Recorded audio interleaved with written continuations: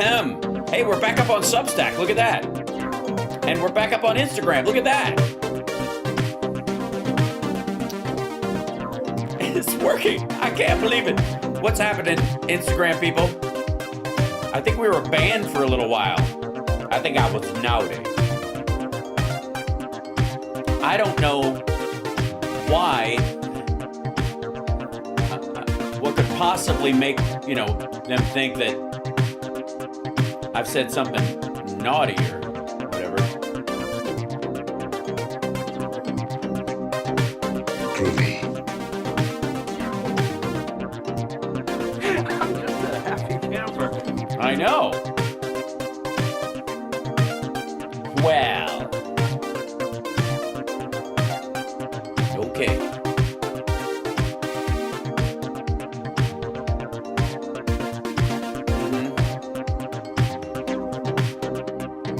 Well, people are gathering, all right. Subscribe. Come on.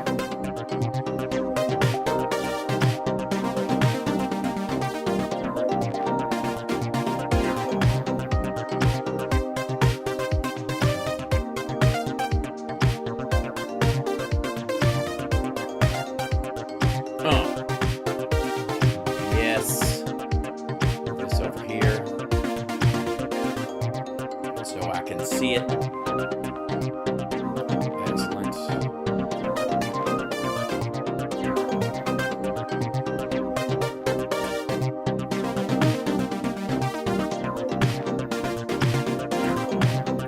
Can't believe it. I'm so excited that Instagram's up. Okay, about to get started. Share the show, would you? Come on now.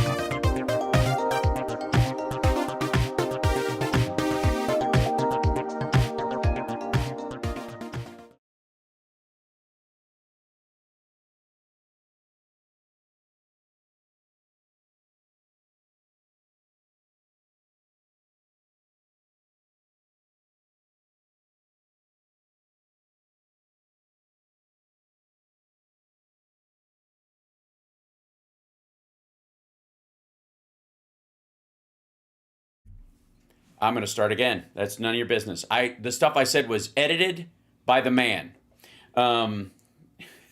It's all a secret. I'm going back again. Here we go. The button got changed in what it does. Instead of turning off the music, it turned off my microphone. I figured it out. Let's see if it does it again.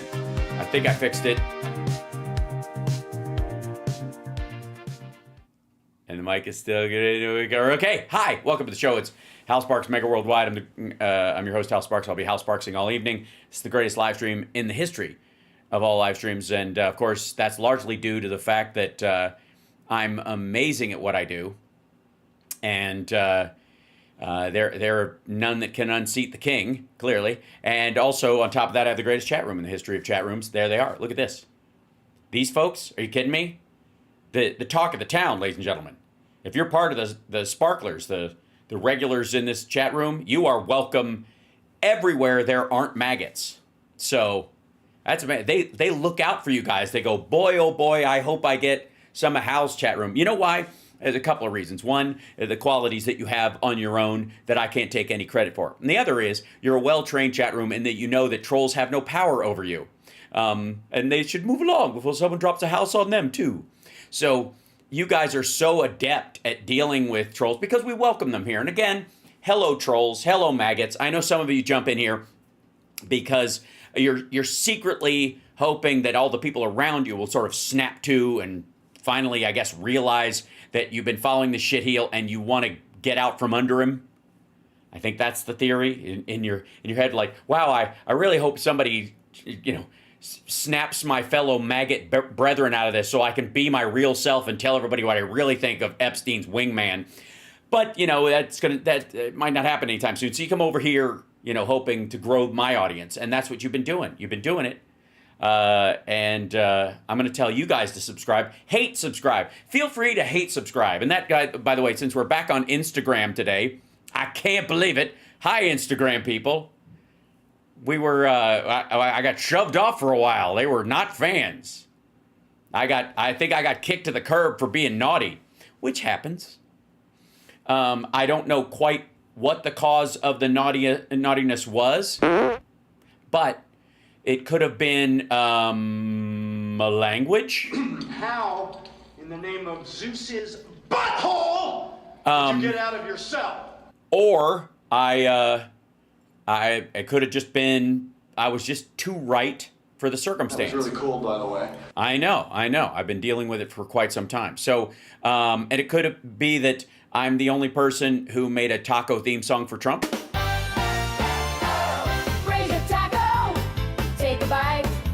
Trump always chickens out, so it's gonna be alright. All right. Taco, so take a bite.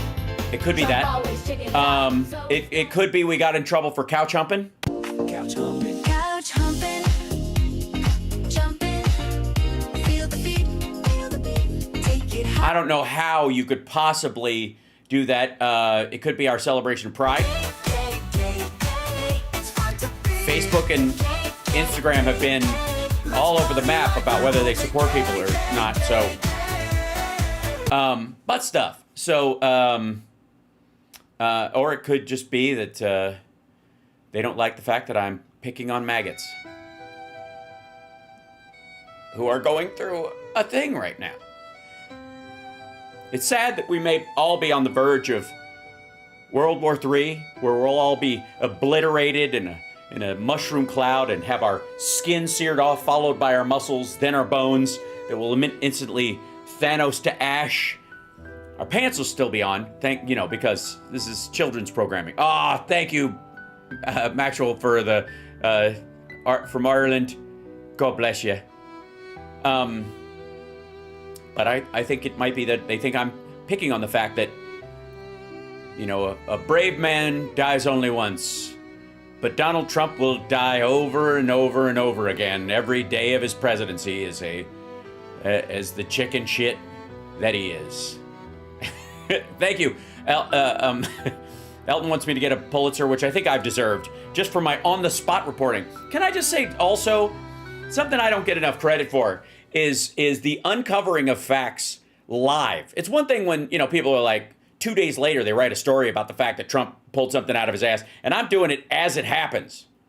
Speaking of that kind of thing, let's jump right in. Ladies and gentlemen, Hal Sparks Megaworldwide. Like, subscribe, give a thumbs up, support the show, patreon.com/Hal Sparks, also Venmo, etc., etc. Now, he answered a bunch of questions on a tarmac. I'm sorry about the airplane noise. And we'll get past this part. So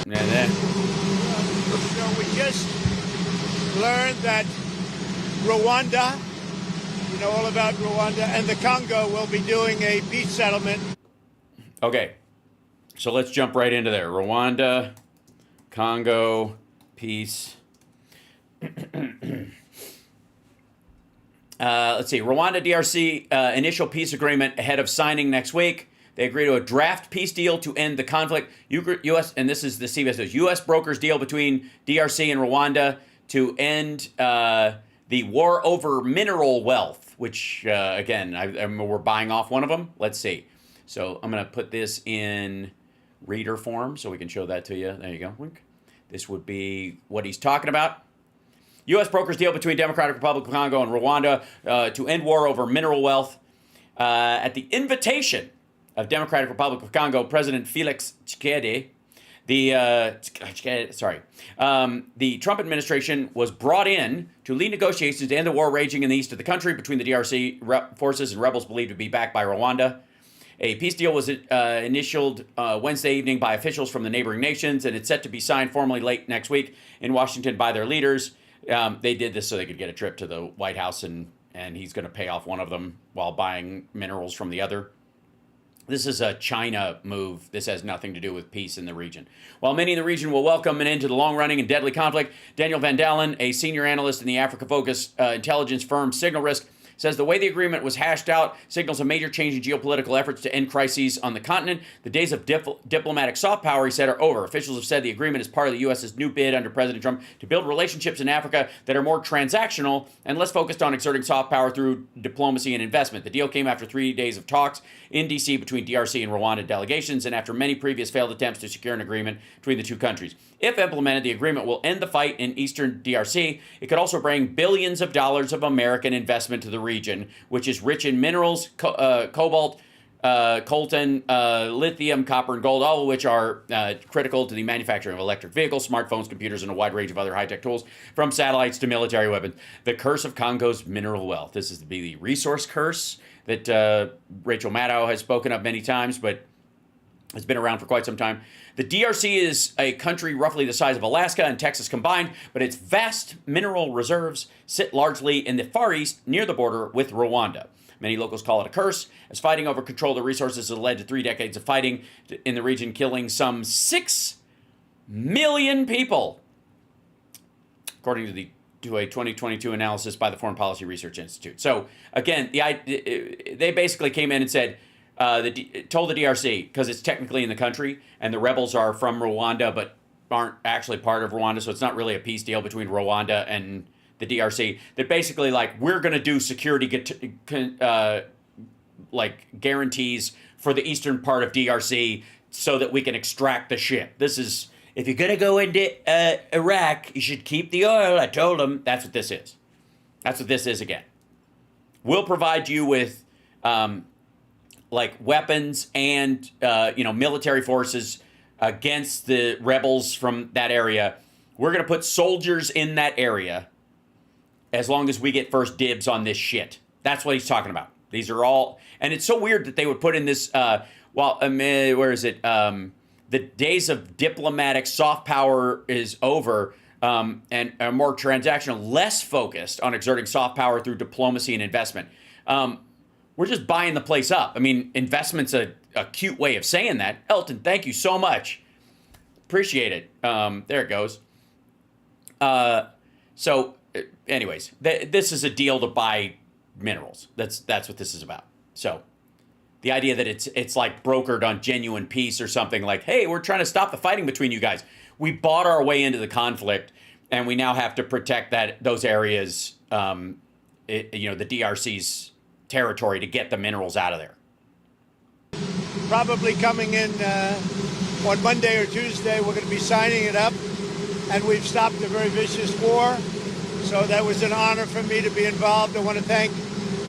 No, you haven't. Not yet. Also, not a war. J.D. Vance for a great job, and also our Secretary of State, Marco Rubio, has done a fantastic job. So Rwanda, long-term war with the Congo, a very bloody war. They're all bloody, but this was a really bloody one. Why? Because everybody's hacked to pieces instead of being blown to pieces. And so what do you consider all the corpses from bombings and are just cauterized wounds? You fuckhead. He's going to be making peace with Congo, and they can get on to... It's rebel groups from Rwanda. It's not the exact... It's not the government. Stupid. Making trade deals with the United States and other places and have a much more normal form of life. We're very honored by that. As you know, we did a very great job with India and Pakistan. And No, you didn't. They came to that conclusion on their own. we had India in. It looks like we're going to be... Oh, sorry. Also, just in case anybody wasn't prepared, rock solid nut warning there.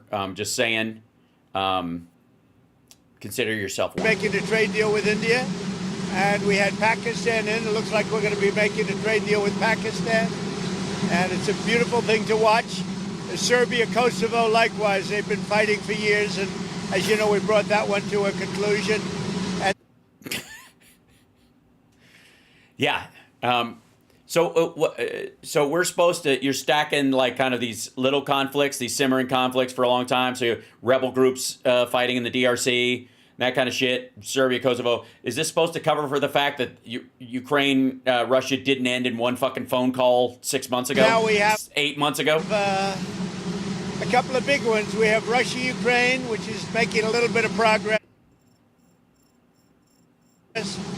And we have Israel, and nobody really knows what that one is all about. We're going to...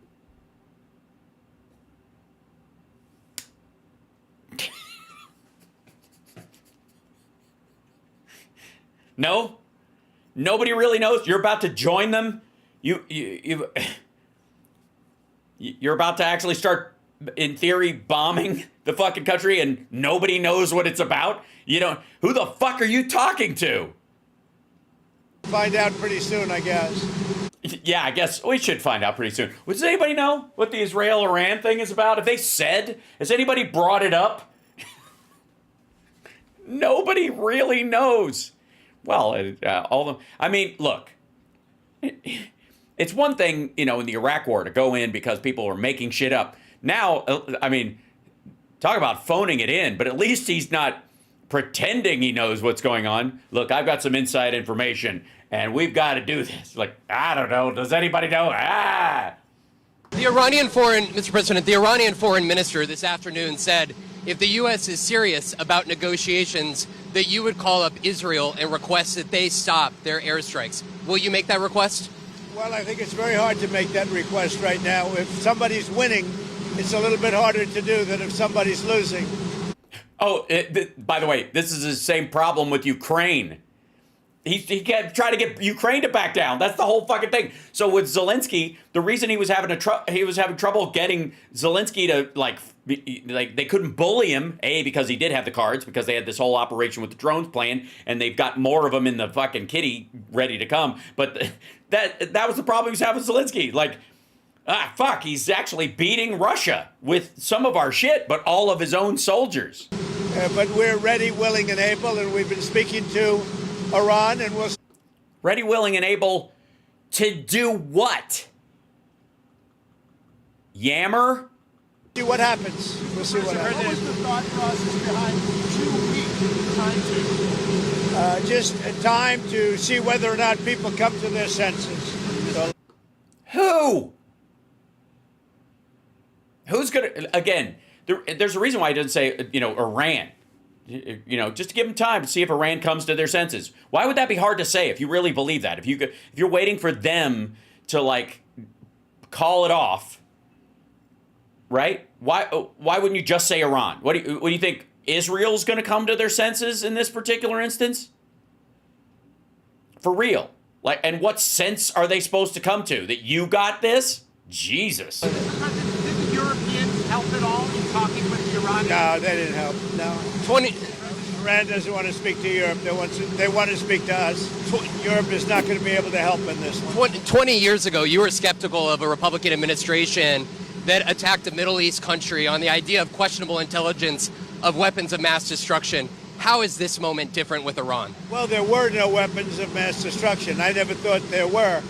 And that was somewhat... Yeah, but now you think there are in this situation. How is it?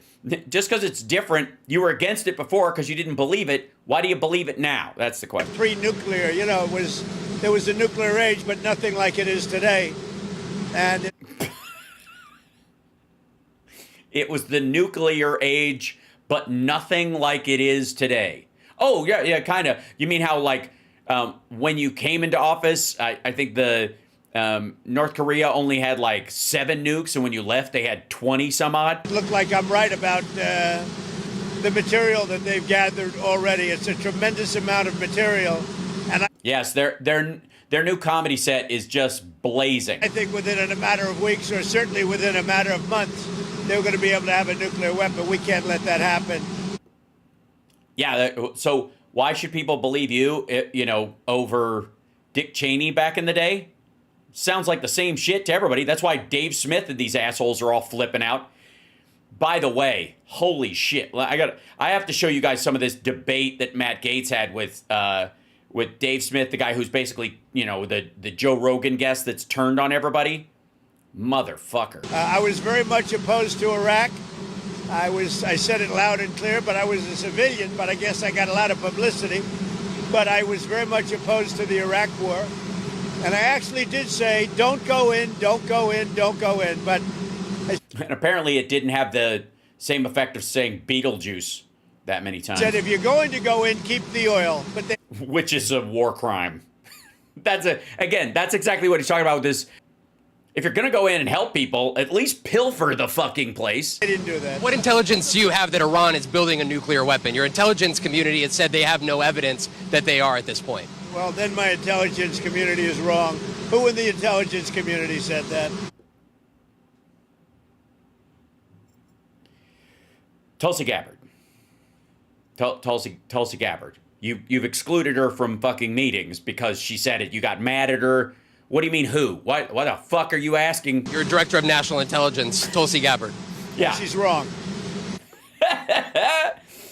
Does she have less? I can't imagine she has less intelligence than you do on all kinds of fronts. By the way, not that I believe her either, but I'm particularly enjoying this, I guess. Helping Iran at this moment. We're hearing reports of serious planes landing in Iran from China. They say that they're there to take people out, but I can't tell you about that. I get along very well with China, get along very well with President Xi. I like him, he likes me. Then why haven't you sent him a get well soon card? Because the dude's basically on his deathbed. We have a very good relationship. We'll see what happens. I can't imagine them getting involved. The decision that you need to make on Iran, whether to strike militarily, is this the biggest decision? Gee, do you think you'll get along with Zhang Youxia, the guy who's probably going to replace him, or Wang Yang, who's going to basically be the cabinet or the secretary on the same level of him, but basically be puppeted by Zhang Youxia? Do you even know who these fucking people are? You'll have to make as president? Well, I can't tell you that. I have to see what happens. I can't, really say that. Right, because this isn't about leadership. It depends what the decision is. But I wouldn't really be able to tell you that now. I'll tell you in about a year from now, maybe 5 years or 10 years from now. You never know about decisions. You never really know. You kind of have some idea, sure. I mean, the point is, if you're making a decision like this, arguably because there's nukes, and that would make it kind of consequential. Support a ceasefire while the negotiations happen? I might, depending on the circumstances. Would you... What would the circumstances of a ceasefire be, other than both sides ceasing fire? What kind of ceasefire? Well, it depends on who's catering it. It's very hard to stop. I will say this. It's very hard to stop when you look at it. Israel's doing well in terms of war. God. It just, like, you read it and it sounds idiotic, but you hear it. And my God, the idiocy. And I think you would say that Iran is doing less well. I guess, technically speaking, in a two-man fight, if one's doing well, then the other one would have to be doing less well. Or unless you're saying the other side's doing great. You're doing well. You tried really hard. I figured it out. It's my belt. Ugh. It's a little bit hard to get somebody to stop. Liam Cosgrove was Zero Hedge. Former Congressman Matt Gaetz threw out an interesting idea suggesting... Matt Gaetz put out an interesting idea. Said no one ever. ...that if if you were to broker a deal where nuclear inspectors go into both Israel and Iran, that you could win a Nobel Peace Prize, and they might even rename it the Trump Peace Prize. Did you hear those? What do you think of that? Well, they should give me the Nobel Prize for Rwanda, and if you look the Congo, or you could say Serbia, Kosovo, you could say a lot of them. You could say, I mean, the big one is India and Pakistan. I should have gotten it 4 or 5 times. I should get it for the, I would think the Abraham Accords would be a good one too. Yes, nothing says peace like 4 countries that weren't fighting engaging in commercial trade once again. Because that's, all we are saying is give cash a chance. I don't mean Patel. All we are saying is open for commercial flights and trade between 2 countries that sell basically the same thing and also basically operate on technological parity with selling cranes for making high skyscrapers and selling things. A chance. They won't give me a Nobel Peace Prize because they only give it to liberals. Would you support Iran being able to have nuclear, or would you support Iran being able to have civilian nuclear energy capabilities up to 3.76%? You know, they're sitting on the top of one of the largest piles of oil in the world. Yes. Piles and piles of oil. That's what people like. I drink your piles. I just don't know why they need that for civilian work. You know, it's one thing for certain countries to say, hey, I want to have a certain amount. Yeah, because they don't have the pile of oil. Where I could go nuclear a little bit because we need it for electricity, we need it for air conditioners, etc. Yeah, it is hot there. But when you're sitting on one of the largest oil piles anywhere in the world.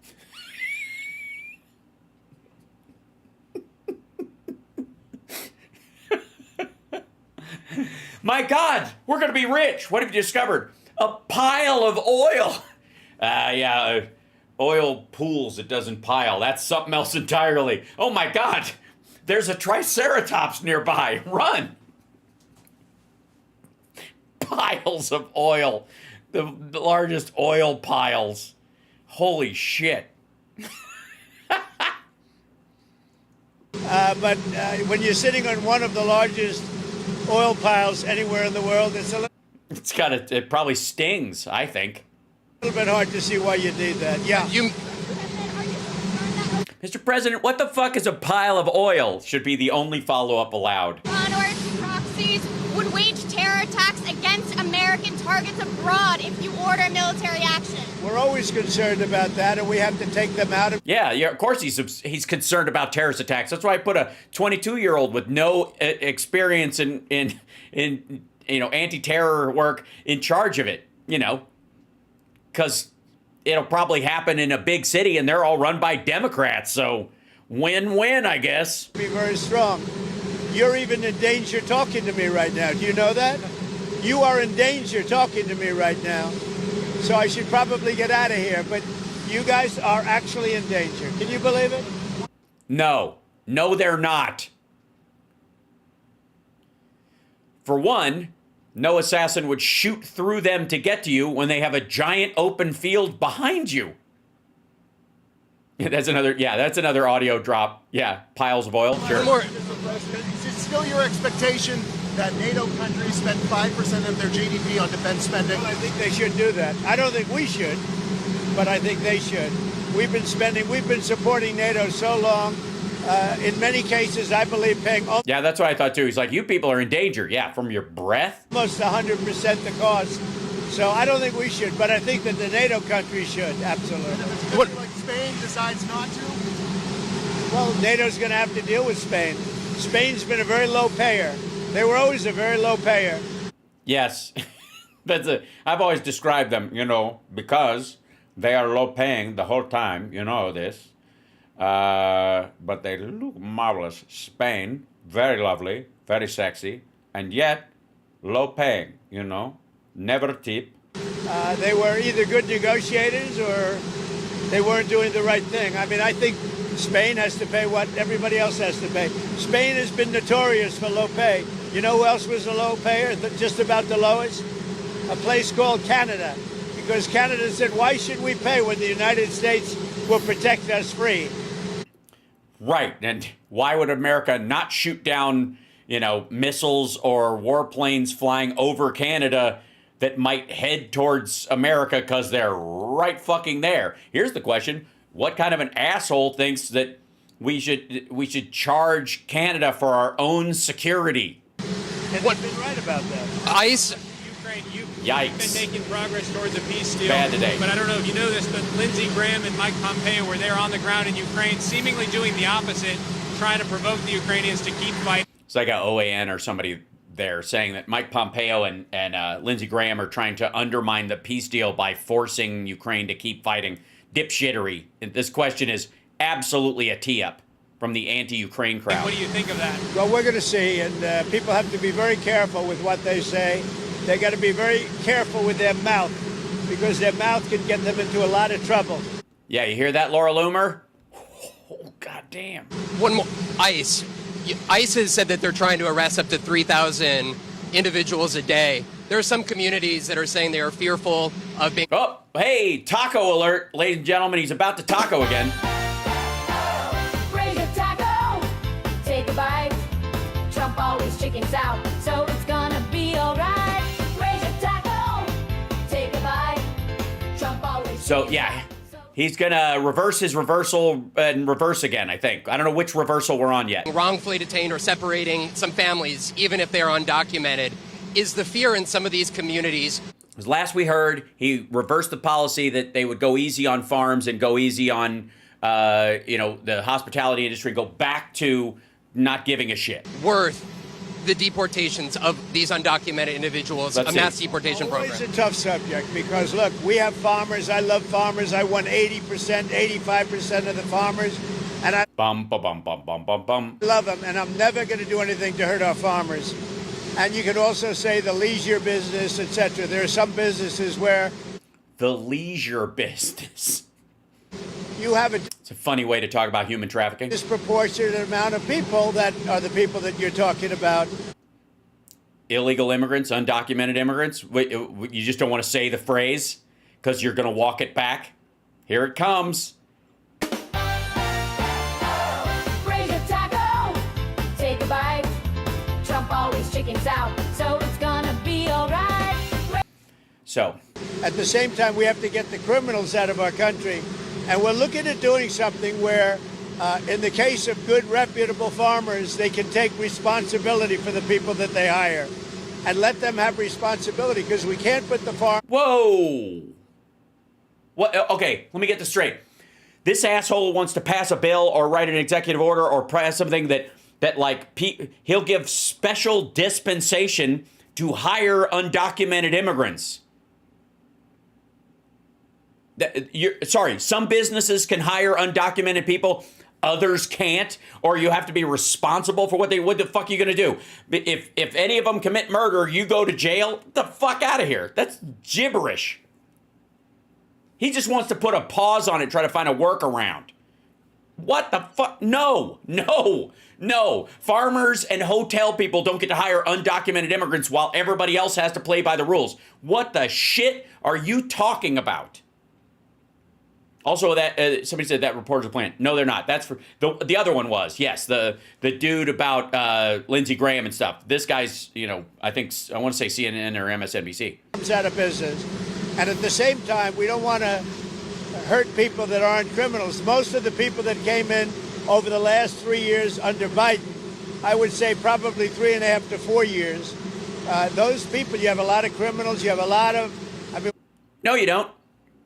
Or we wouldn't know their names, motherfucker. You wouldn't be grabbing up innocent people. You wouldn't have any room. Your vans, your planes, your buses, your SUVs would be, stacked with these motherfuckers. You wouldn't have to round up people at fucking meatpacking plants who are like middle-aged men and old ladies. We're looking at that very closely. You've had people that have worked on farms for 20 years. It's very hard to go in there and say, you're coming out. Yeah, why didn't you say that last year during the campaign, you fucking pussy? That drives me crazy. How about this? That's an apology. That's an apology to Joe Biden right there. That's what that is. Call it what you want. This asshole is apologizing to Joe Biden right now. Yeah, Trump's a low payer. He's a notorious low payer. Anybody who says that, well, it's complicated. That's them that's the best you're going to get. That's an apology to Joe Biden. That's them saying, sorry, Joe Biden, I'll bend over now. Do what you'd like. But we're going to let the farmers take responsibility. They're great people. How the fuck would that work? What the shit? What? How in the hell? Like, the reporters there, how does that not trigger like 9 people going, wait a second, wait, what the fuck are you talking about? So let me get this straight. You're going to let them hire undocumented people and other people can't. They'll go to jail, but these guys get a special pass. And if they hire somebody that happens to commit a crime, they go to jail with them, or you're going to deport Americans who accidentally hire somebody who fucking kills somebody in a DUI or some shit? Or you're just going to like, well, they did that, so we're going to have to run over one of your family members. How is that anything? What the shit? They'll do it. They know the good and the bad. So the hard part about this... No, they won't. Why would they? They don't hire any bad.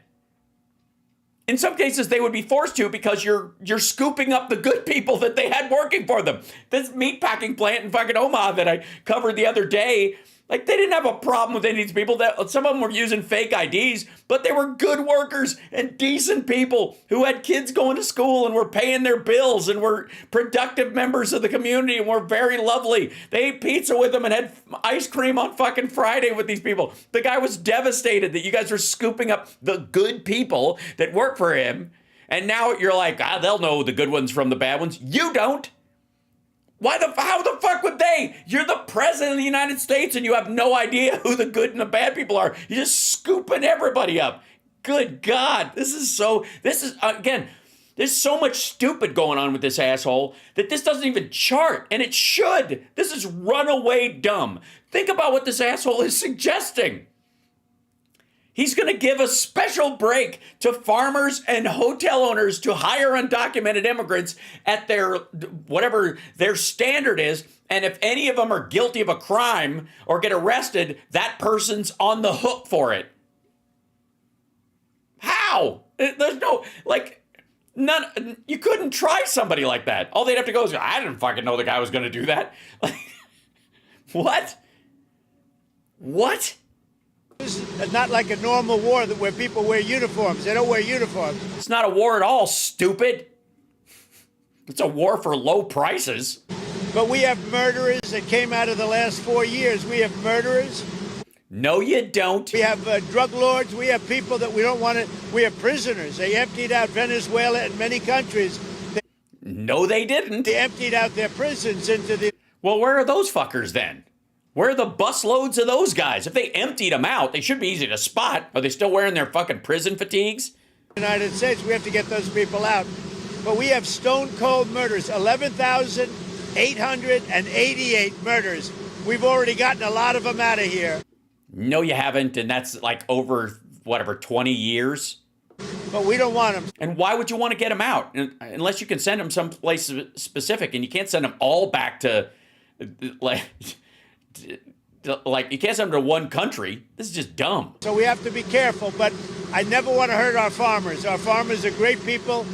Except the ones that hire illegals, which apparently are putting us all in danger because they're eating the dogs. They keep us happy and healthy and fat.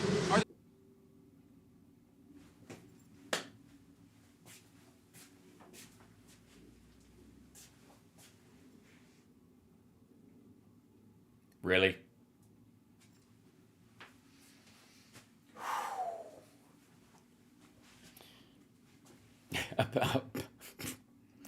Apparently, according to RFK Jr., never mind, I didn't want to make sense of that stupid. Are there other cities that you're going to try to replicate what you've done in Los Angeles? Well, I mean, we had a big victory last night in the Court of Appeals with respect to Los Angeles, but really the country, where Gavin Newsom, who's really an incompetent governor, Yes, it's terrible how he's taken California from the 6th biggest economy in the world to the 4th. Just doing a terrible job between his fires, between all the houses burning down, his forest fires, and now Los Angeles. If we didn't go to Los Angeles, and the sheriff admitted it, No, he didn't. he had no control. He would have lost control. We saved Los Angeles by having the military go in. Nope. And the second night was much better. The third night was nothing much. And the fourth night, nobody bothered even coming. We Because there was no there. put out that fire, and we did a great job of it. He sued us for going in and for helping him. We went and helped him. Right now, you'd have Los Angeles burning to the ground. No, not even close. Largely, it would have already been destroyed. So do you You want think your legacy, deportation Mr. should... President, to be that of a peacemaker? Do you worry that striking Iran would change that? Always a peacemaker. That doesn't mean sometimes you need some toughness to make peace, but always a peacemaker. Yeah, sometimes you have to declare war for peace.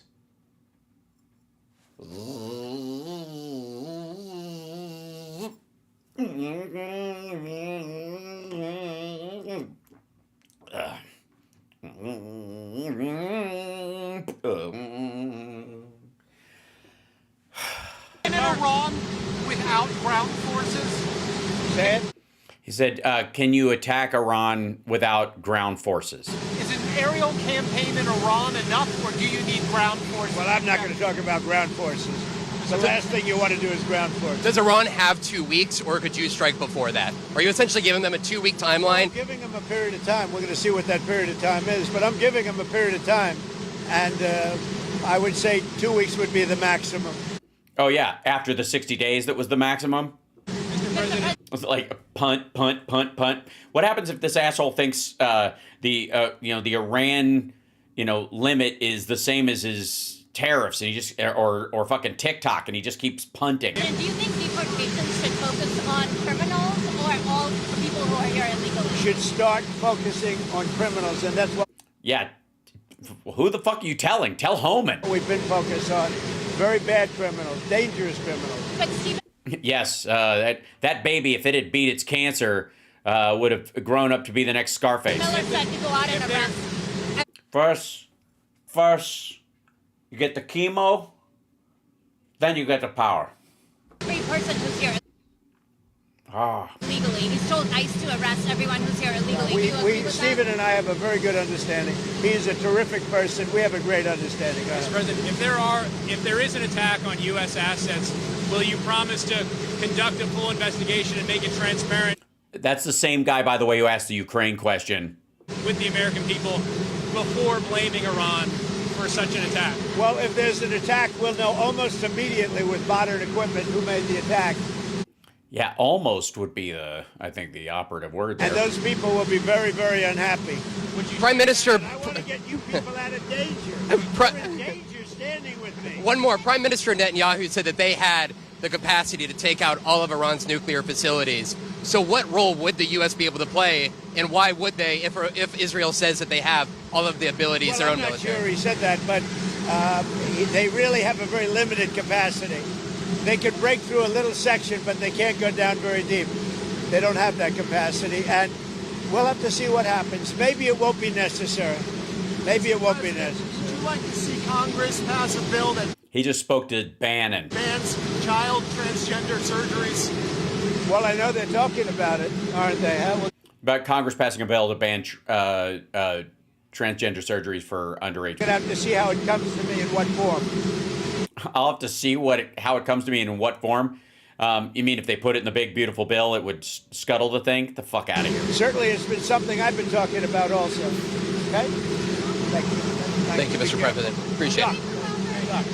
Thank you, everybody. And he's dragging that right leg again. Yep, just flips it forward.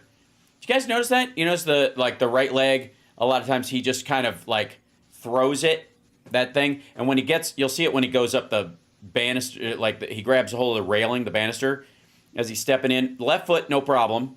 Starts with his left foot and then braces his right arm on it every time. It just stands out. And this is after the slip, too, I think. That really stood out to me when he slipped on his foot. It was, he's now started like really jacking this right arm on there to lift his right foot up. Yeah, it's his catheter bag. You think when it's full, it just sloshes, drags his leg, just squish. That's possible, I suppose. All right, let's crack on, as they say. Yes, hey. Now let me show you something real quick. This is, where is he? Where is this dipshit? I opened it up. There. No, that's not it. Okay. Yeah, here it is. Okay. Top of this kind of leads into the Charlie Kirk thing. So understand. Let's see if they can jump for this. So Charlie Kirk, aka Balloonhead, head of Turning Points USA, and of course. Kept afloat largely by Russian Bitcoin investment. Bitcoin, it's the currency of human traffickers. If you're buying and selling child porn, Bitcoin's your buddy. Also along that Madero and any other Trump coin. Yeah. Big among the Jeffrey Epstein crowd. So let's check in with Charlie Kirk, who's getting an inside talking to from the White House. So he just got back from there, and then we'll look at an actual video of his. This is the top of his show from today. This is huge June 20th update in the Israel-Iran war. Coin.com studio here back in Mission Control here in Phoenix. By the way, I want to thank the trolls and maggots who are in the audience. Fantastic work that you guys do, helping us out. Getting us, raising us up in the algorithm in a way that regular viewers can't. And not only do your eyeballs help the show, but when you type things, it tells the algorithm not only is this guy charming, he's engaging. All right. So anyways, Turning Point. Phoenix, Arizona. I was out on assignment He was out on assignment. Curious. Washington, D.C. In Washington, D.C. Okay, very crucial. And one day, a month, a year, 10 years from now, I will tell you where I was and what I was doing. So he won't be able. All right. He won't be able to tell us where he was and what he was doing on assignment in D.C. for 10 years. Nothing says transparency like Charlie Kirk going to the White House on an assignment that he can't talk about. You'll just have to infer and guess what I was doing. Okay, I'm assuming you were in the underground child baby eating adrenochrome factory under Comet Ping Pong. Hey, if he's not going to tell us, I get to choose whatever. More importantly, though, we have this ever-growing conflict in front of us, the Israel-Iran conflict. Will the United States get involved? Will the United States decide to use bunker-busting bombs? I don't know. Will Trump, I guess. You're the one who was just cradling his balls in your jaw like a pelican for the last couple of days. As I've said once, and I'll say again, President Trump has beyond earned our trust. What does that mean? Beyond earned our trust? He's earned the right to sucker us again. On all foreign affairs issues. All of them. Yeah, because he totally rolled in and solved Russia-Ukraine in one phone call the same night he was elected before he ever took office. I mean, come on. He took out Soleimani. He took out ISIS. He has bombed the Houthis. He didn't take out ISIS. In theory, what you want to take credit for is the end of the caliphate, but ISIS is still everywhere. It was an ISIS suicide bomber that killed our soldiers in Afghanistan. President Donald Trump has been a leader who is willing to use America. Look at him reading. So he went to an undisclosed location in D.C. for an assignment that he can't tell us about for 10 years, and he's clearly got talking points on his laptop. American military might, where necessary. There he is, looking at it again. These are your talking points, ladies and gentlemen. Write them down, maggots. You don't get to vary from this. And if you go, I don't want to go into Iran, Tough shit, dummy. You didn't vote for not going into Iran or no more forever wars, or I didn't vote for people, farm workers to be scooped up. I thought it would just be the guy. Nope. You voted for Donald Trump to do anything he fucking wants, and you will swallow all of it and shut the fuck up. But not for prolonged conflicts. He's not a nation builder guy. He's not a... Yeah, it says that right there on the thing. He's not a nation builder guy. Let's change the population sentiment guy. There's only one nation that Donald Trump wants to build, and that is America. Uh-huh. Yeah, what does he want? He wants a Chuck E. Cheese on every corner? What do you mean build? We're good. He wants to rebuild this country with infrastructure. Oh, is that why? That's why he magically used his psychic ray to get Joe Biden to pass an infrastructure bill that Trump could have passed in theory in the last one. What's in the infrastructure bill that Trump couldn't have gotten passed? He just didn't give a fuck. Order. Rising wages to get rid of inflation. Yeah, that's what rising wages does. Rising wages to get rid of inflation. Just think about that sentence. Think about everything you've heard. Never mind the fact that we're not experiencing monetary inflation. This is supply shock, and it will happen as long as you decide you need to move all manufacturing back to the... I mean, for fuck's sake. Rising wages to fight inflation. He just came back from the White House. This is what they told him to say. Mass deportations. No, there aren't mass deportations. There aren't. They're currently operating at a lower level than Biden last year. President Donald Trump is focused on pouring money back into America. He's focused like a laser beam on that. I thought the president wasn't responsible for jobs. That's something the private sector does. Isn't that what Republicans told us forever? And also, what do you mean? Because there's a lot of tech investment because of the Chips and Science Act? And President Trump has earned our trust on... No, he really hasn't. But it sounds like you're not talking to me. Doesn't sound like Charlie Kirk is talking to Democrats, does it? Doesn't sound like Charlie Kirk is talking to people that that watch my show. It sounds like he's wagging a finger at maggots, telling you guys to shut the fuck up. That's what's happening. That's what this is. Everybody who's talking like that, this is what they're talking about. They're not talking to me. They're not talking to Democrats. They're not talking to liberals or progressives or commies or socialists or whatever their regular crowd that they cast against. This is all aimed at maggots. Shut up and take it. You did vote for this. That's what this is. All things foreign affairs. So right now you have Lindsey Graham, you have James Langford. Jesus. That picture. What the hell? Good God. You have... Wow. Oh, woo. That's rough. Fucking get some tax put in your jawline, dude. I mean, you're a billionaire. I mean, you don't even have to go under the knife.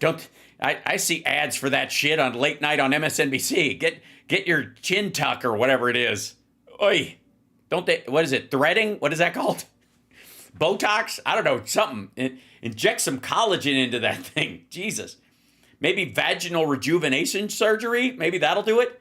God damn. Tom Tillis, they're calling for regime change. They're calling for regime change, but a step before that, almost the entire industrial media class right now is almost the entire industrial media class is calling for what? Calling for a bombing of Fordo. Oh, you mean Fox? That's what he means. He doesn't no. I mean, obviously MSNBC isn't. I don't know what the split on CNN is, but it's at least 50-50, if not 60-40 against. Right? Everybody's warning up this. Most people are like, what the fuck? Fox News is all in. That's what he's talking about. Because you think his viewers give a shit what MSNBC or CNN say? They're upset because they tune into Fox and they're like, what are they telling me? This isn't what Charlie said. Sounds good.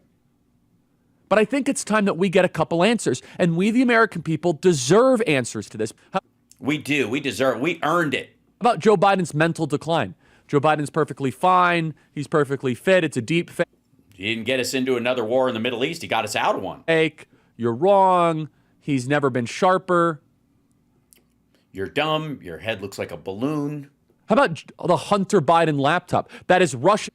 Sorry, do you have a picture of that? I mean, you guys run everything right now, and you still don't have a picture of the laptop? Shouldn't that be easy to come up with? Why don't you have it? Oh, because it wasn't an actual laptop, because it was a hard drive named laptop, which is not a thing. Disinformation that our own intel community signed a letter saying that it was Russian disinformation. It was largely retired people. It was those folks. And it was. Prove me wrong, dummy. Our own intel community did that.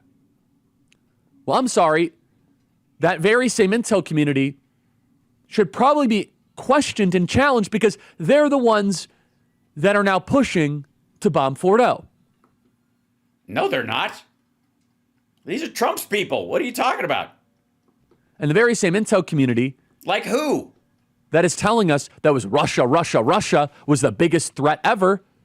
You're going to have to earn our trust. You might be right, but you're going to have to earn our trust on this one. Yeah, they might be right about the whole Russia thing, too. And then what happens? You going to apologize to Joe Biden then, dummy? We are not going to blindly trust the intel community based on the... No, you're going to blindly trust Trump, who disagrees with the members of the intel community that are saying we shouldn't do this, namely Tulsi Gabbard. Track record of the last 5 years. So before we commit... Jesus, are these edits? Wait. Because I'm pausing. Based on the track record of the last 5 years. So yeah, he's editing. Well, I thought this was a live piece, but maybe they're just cutting out, maybe doing an 80-20 bullshit rule.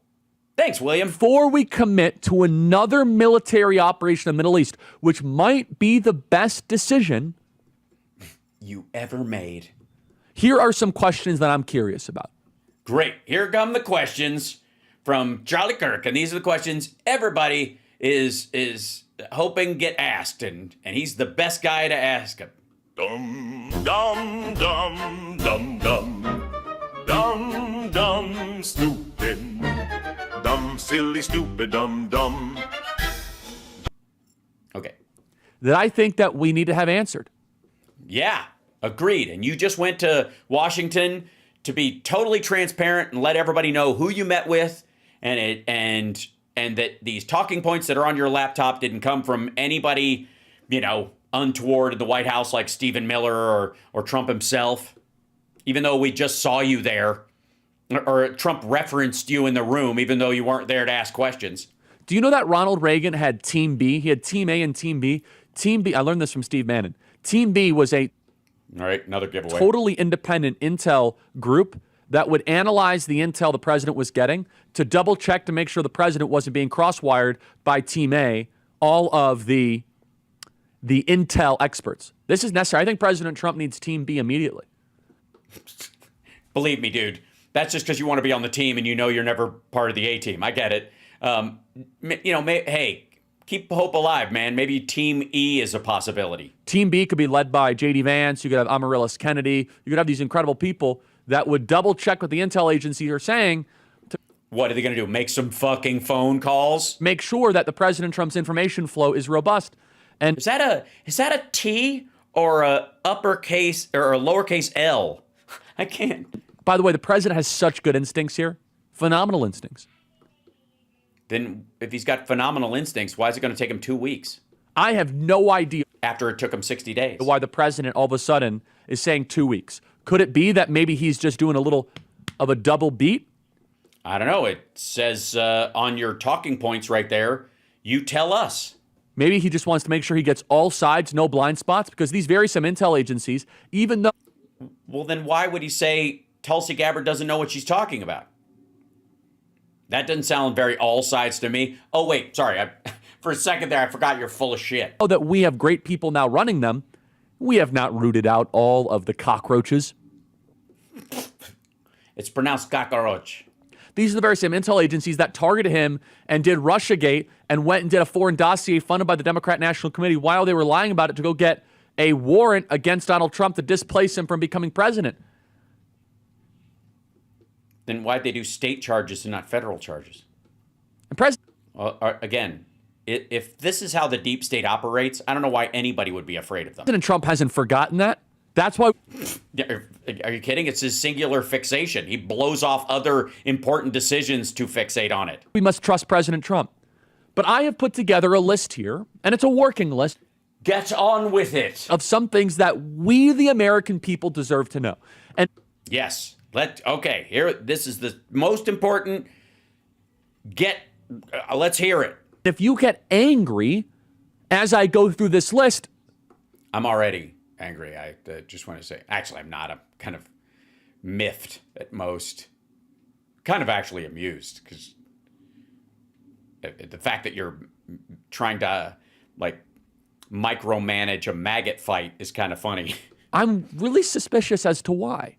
Yeah, viewer of the Charlie Kirk Show. We deserve answers to this, and maybe some of these things we don't know. Why would you need answers to stuff you do know? These are the deep questions. Maybe the answers are, there's a high risk. We don't, and that's fine. That is an acceptable answer. Just be honest and tell us the truth. You do realize you're talking about Donald Trump, right? The guy who was friends with Roy fucking Cohn. Because there were lies about the invasion of Afghanistan. There were lies about the Iraq War. There were lies about the Libya civil war. There were lies about the Syrian civil war. There were lies about what's happening in Ukraine. Like what? That Ukraine invaded Russia, or that it's their fucking fault? And so before we involve America in another military operation in the Middle East, which might be the right decision because Iran should not get a nuclear weapon. Shit or get off the pot, you fucking weasel. Oh my God. These guys are so lame right now. Here are some answers to some questions. Wait, you hold on. I thought we were going to get the questions themselves. You've already got the answers? What the fuck are we dicking around for? Just tell everybody what's going on. If Fordo is hit with an American bunker buster, will it totally take out Iran's nuclear capability?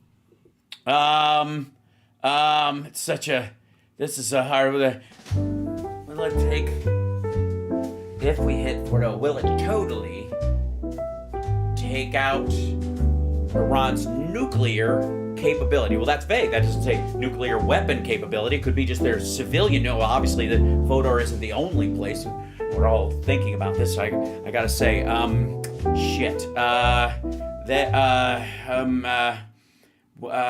damn it. I'm gonna go with no. Yes.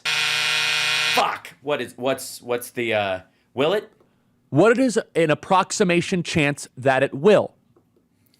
What is an approximation chance? Well, I don't understand your word usement structure. Will the bunker buster actually work? Oh, God, that's a tough one. I don't know. Will the bunker buster actually work?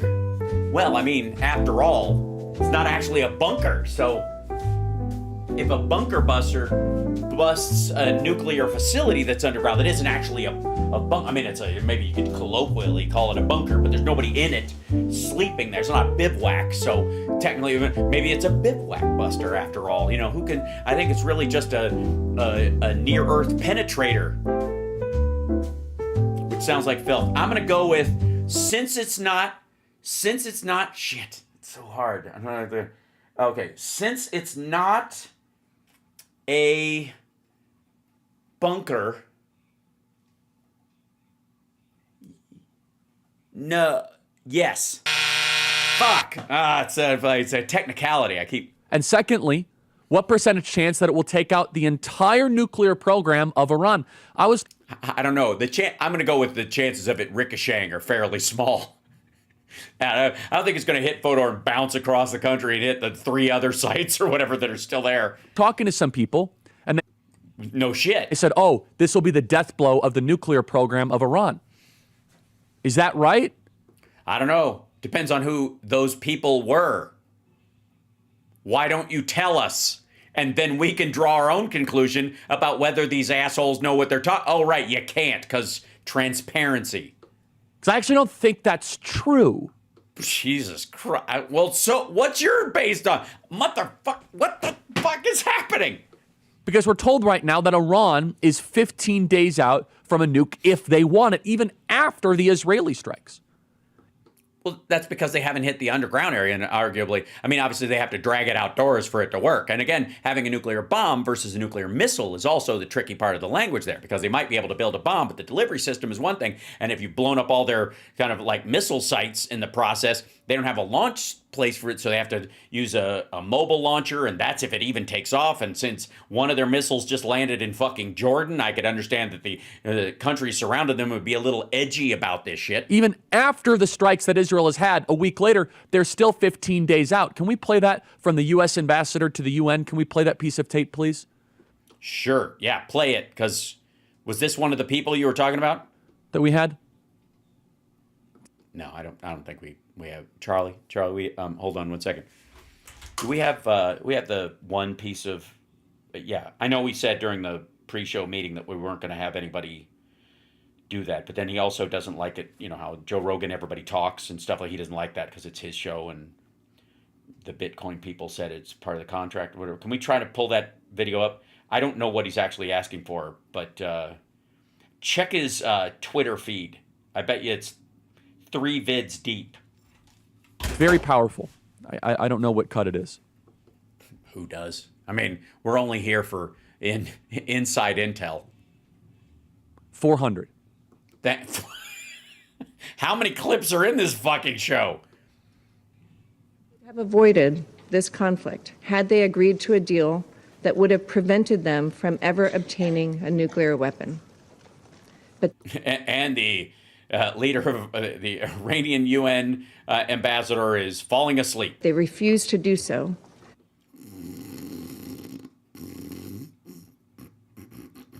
Choosing instead to delay and deny.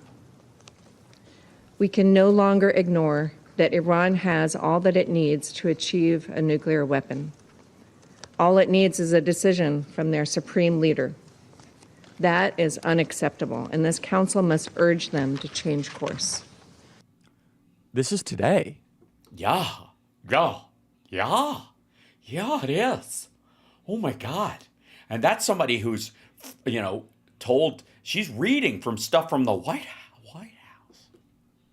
They're saying that the UN 15 days after Israeli airstrikes. Has anything changed since the airstrikes? I know that there was uranium enrichment facilities that were bombed. I know that nuclear scientists were taken out. The New York Times is reporting today that the 15-day time... No, party foul. Sorry, everybody.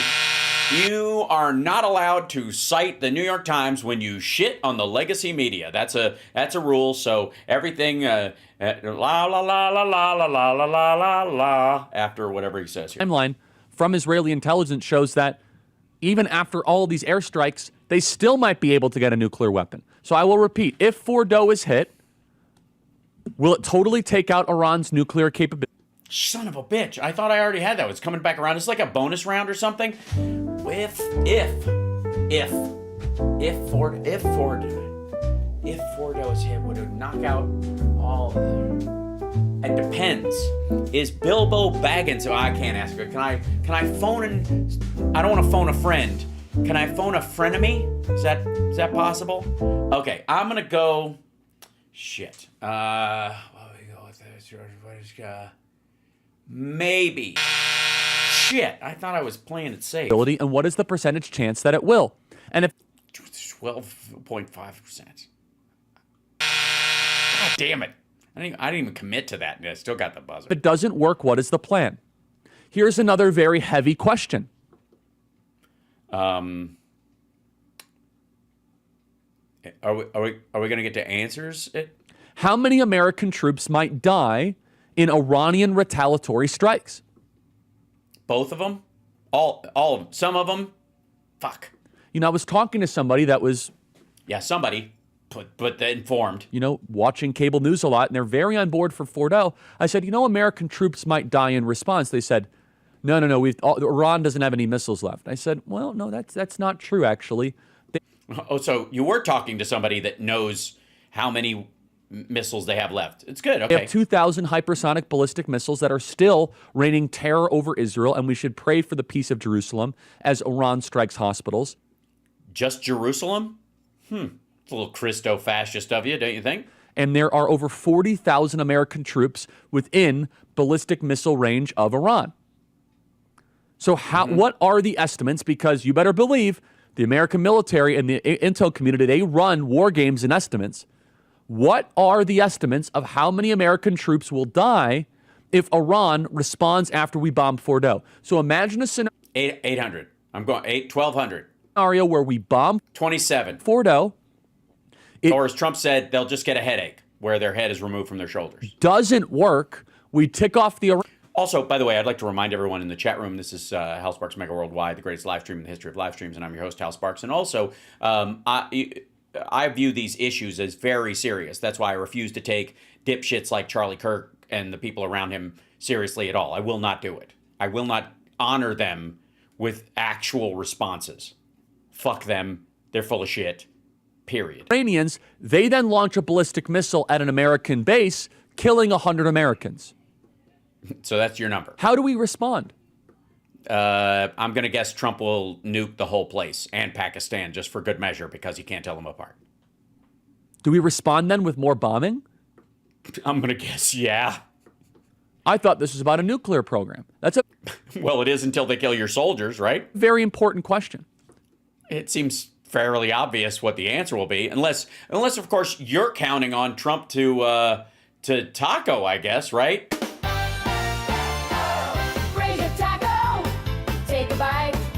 Trump always chickens out, so it's gonna be alright. Raise your tackle, take a bite. Trump always chickens out, so it's gonna be alright. Okay. If American troops were to die in the response of the Iranian ballistic missile attack, what then would our response be? More escalation? Probably. Yeah. Troops on the ground?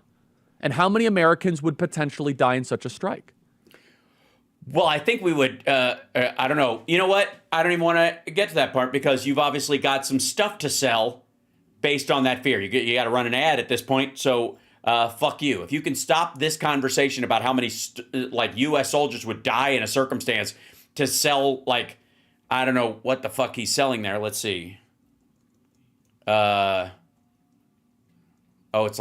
Good Ranchers, Jolly, it's a beef company. Okay. So fuck him. All right, that was the lead up to that. Let me jump over to this. And this is, we watched basically that piece of it. And then let me find, where is he? Stupid. Yeah. So he talks about how he went to D.C. for an assignment, but he can't talk about it for maybe 10 years. And he seems to be like, you don't know how many missiles they have, but I do. And I was talking to some people that watch a lot of TV news, and I know more than they do. So, again, that's the beauty about this. This is transparency, and NGOs and outsiders and people like that don't get access because this is too important. And Trump won't be golfing because there are too many things going on. Meanwhile, he was on Newsmax on the show. Charlie Kirk unpacks Trump's plan and Trump's plan amid Israel-Iran conflict on Rob Shit tonight. So I guess he's got to know something. I have defended President Trump at every single corner on social media against some of these which is difficult when your head is that round. Sorry. Weak knee comer buyers that are trying to throw President Rob could fit into the corners. Rob's head could fit in the corners, I think. Charlie could absolutely not. There's always going to be a gap. President Trump under the bus. You have to understand, President Trump is playing a very complicated game. Number one, President Trump has been remarkably consistent for well over a decade. Iran will not get a nuclear weapon.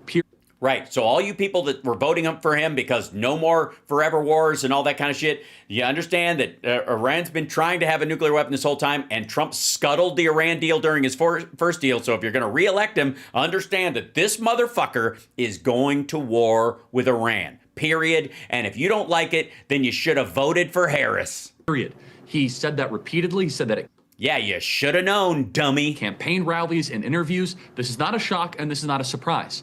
President Trump has also... Right. Don't be shocked. Don't be surprised. And again, I would like to remind everybody, this asshole is not talking to us. He's not talking to Democrats. He's not talking to people who, are reflecting on this going, this guy's an idiot and everybody around him stupid and they're making very serious decisions based on, probably the fewest brain cells of any administration in American history. He's not talking to us. He's talking to other maggots. The silver lining to this, the joy that can be found in this thing that we cannot change currently is the fact that these assholes are running cover for him. Been critical, though, of the land of sand and death, as he called it. Yeah, I remember that shit. The sand was loaded up with blood. It was loaded up with death. Never ended. Hold on. Do I have that one? I don't know if I still have those. It was on a different one. It was loaded up with blood and death. But yeah. Yeah. The sand was loaded up with blood. Yeah. Ending wars in the Middle East that send our time, our treasure, and our troops. He's reading his talking points again. You see his eyes darting to the left? Into conflicts where we're trying to change the hearts and minds.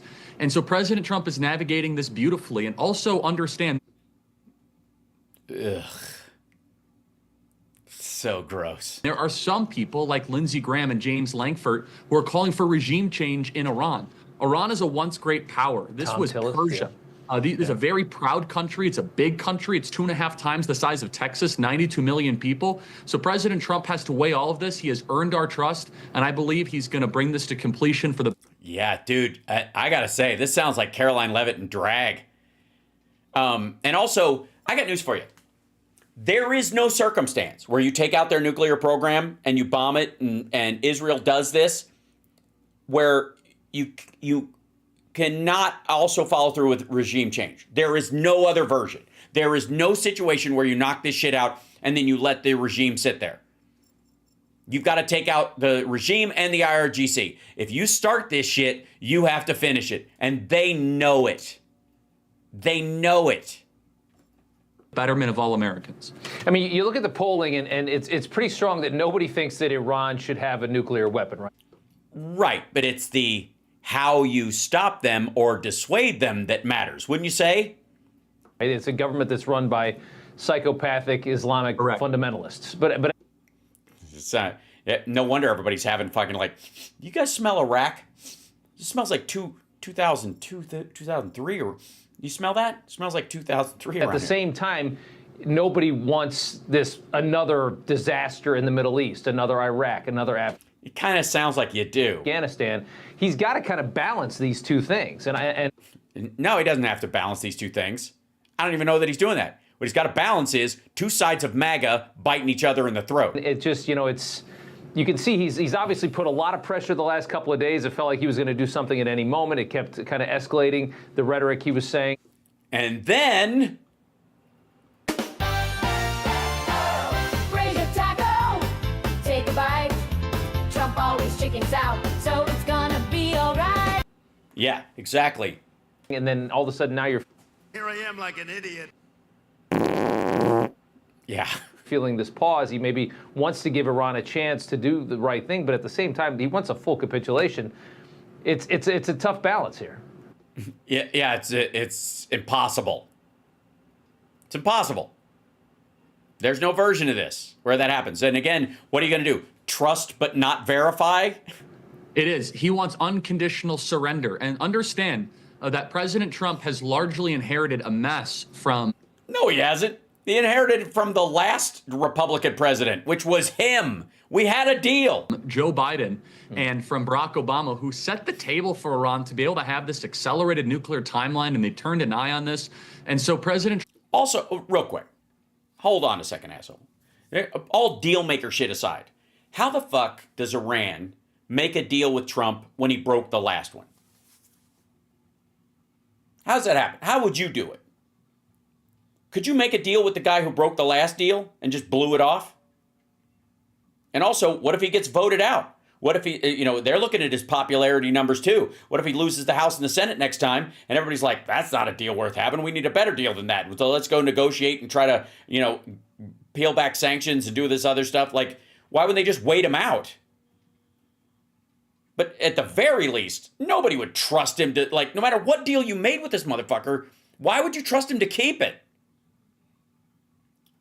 He's got a terrible history of breaking deals with people that he likes, much less Iran. Are you kidding me?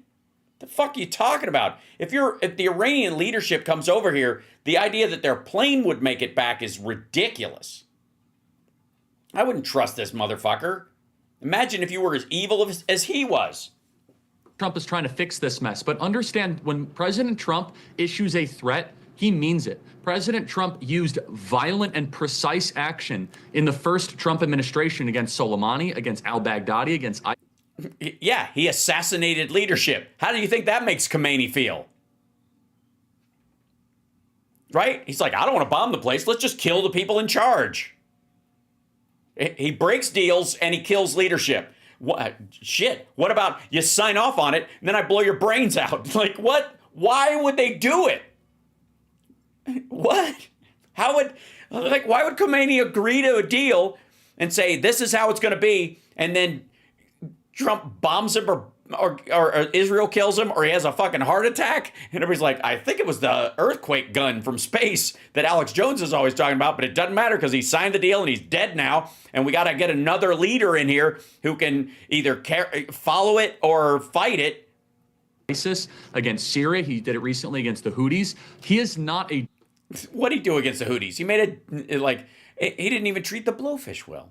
Dove. He's not an isolationist. But also President Trump is interested in nation building, one nation, America. That is what he wants his focus to be, and only President Trump can navigate this. Okay, that's the talking point. That's the Caroline Leavitt line. That's the one they're going to be pushing. Trump is only interested in building one nation, the United States. You're going to hear that a bunch. Funny because you saw how except he couldn't pass an infrastructure bill to save his fucking life, and there's no reason why he couldn't have other than he didn't give a fuck. Talked about it yesterday. He was like, why didn't you come to me in the 60 days that we gave you? And Iran is trying to play. So if they didn't in those 60 days, why the fuck would they do it now? If they're at war. The same game that everybody's been able to play with this country for a very long time. Maybe because you had a deal and he broke it and they don't trust him to do that. And you also assassinated some of your leaders and you've declared war on him in particular. You've hired assassins to kill him specifically, not so they could fight America, the great Satan, but Trump personally. It's a little hard to roll that back up, right? Which is that we have a tremendous amount of patience with bad actors of the world. And it's run out. It has run out. Okay, then I guess we're bombing. And then what the fuck is the 2 weeks for, dipshit? And maybe This is so dumb. This is so dumb. All of it, like every possible element of it. Dum dum dum dum dum dum dum dum. Everything he's saying. Dum dum. Everything Stupid, he's dumb, saying. Silly, stupid, dum dum dum. Dopey dippy dum dum, stupid, really dumb. Dum dum dum dum dum dum. Moron.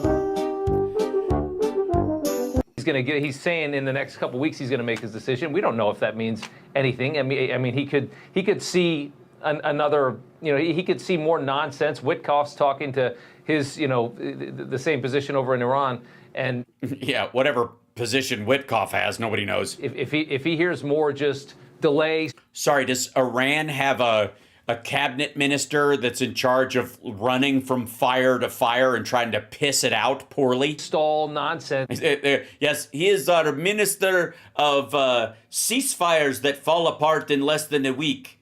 He's in charge of our Scaramucci timetable.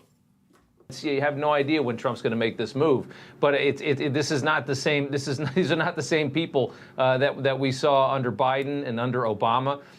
Right, people who actually made a deal and were working towards another one that didn't involve bombing the fucking place. And just to reinforce that, in the monologue, you heard from one of Obama's former advisors, who's now an MSNBC political analyst, this Richard Stengel guy, who says that Iran is a very pro-Western country, a very Western-friendly country. It is. The leadership isn't, but the people are. Marginalize the rhetoric that you hear from Iranian parliament. I mean, you talk about it's like these guys are delusional.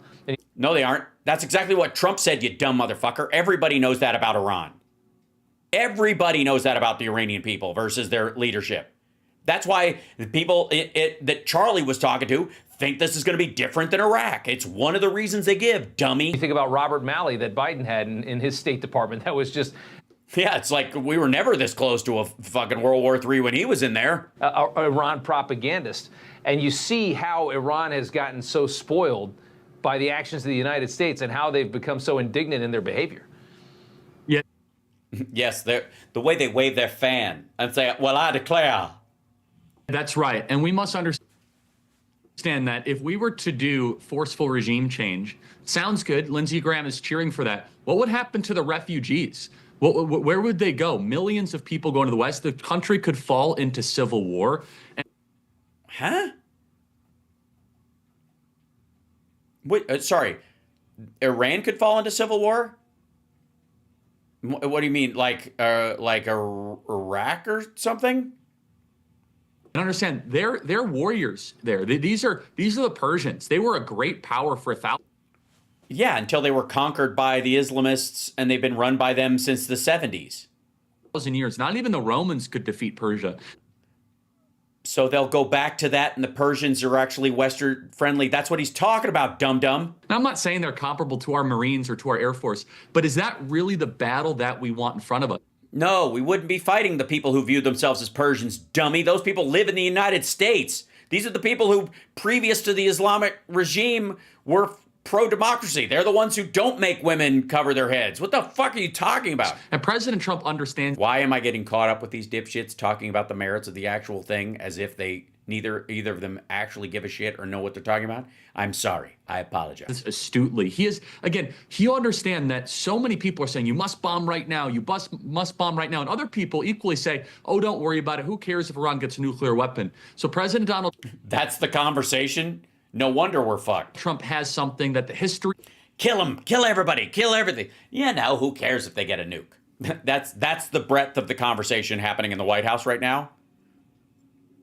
All right, I got to switch to the bunker next time for the next broadcast. Books will write about. This is what legends are made of. This is the moment that President Trump was elected for. I thought it was the moment it's the moment he was elected to prevent.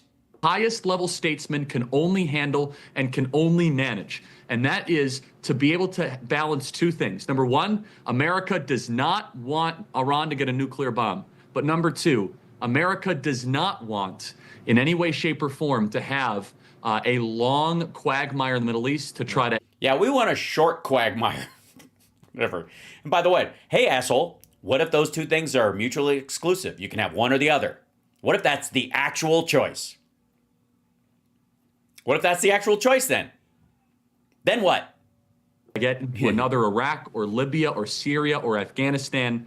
Or just a brand new Iran. And so it is. What if they're nothing like the other things and they're a whole new can of worms and you can't actually reference it back to them and they have different players and different circumstances that you'll have to deal with and there is no prerequisite for this particular thing, dipshit. Very difficult thread to needle, a high wire act. And I could tell you one other thing here, Rob, is that, as you know, I represent younger voters, especially those under the age of 30. President Donald Trump did something that I never would have been able to dream, and I was honored to be along for the ride. Win younger voters. The fact President Trump won the youth vote in Michigan, it's unbelievable. It's a 30-point swing. We've never seen anything like it.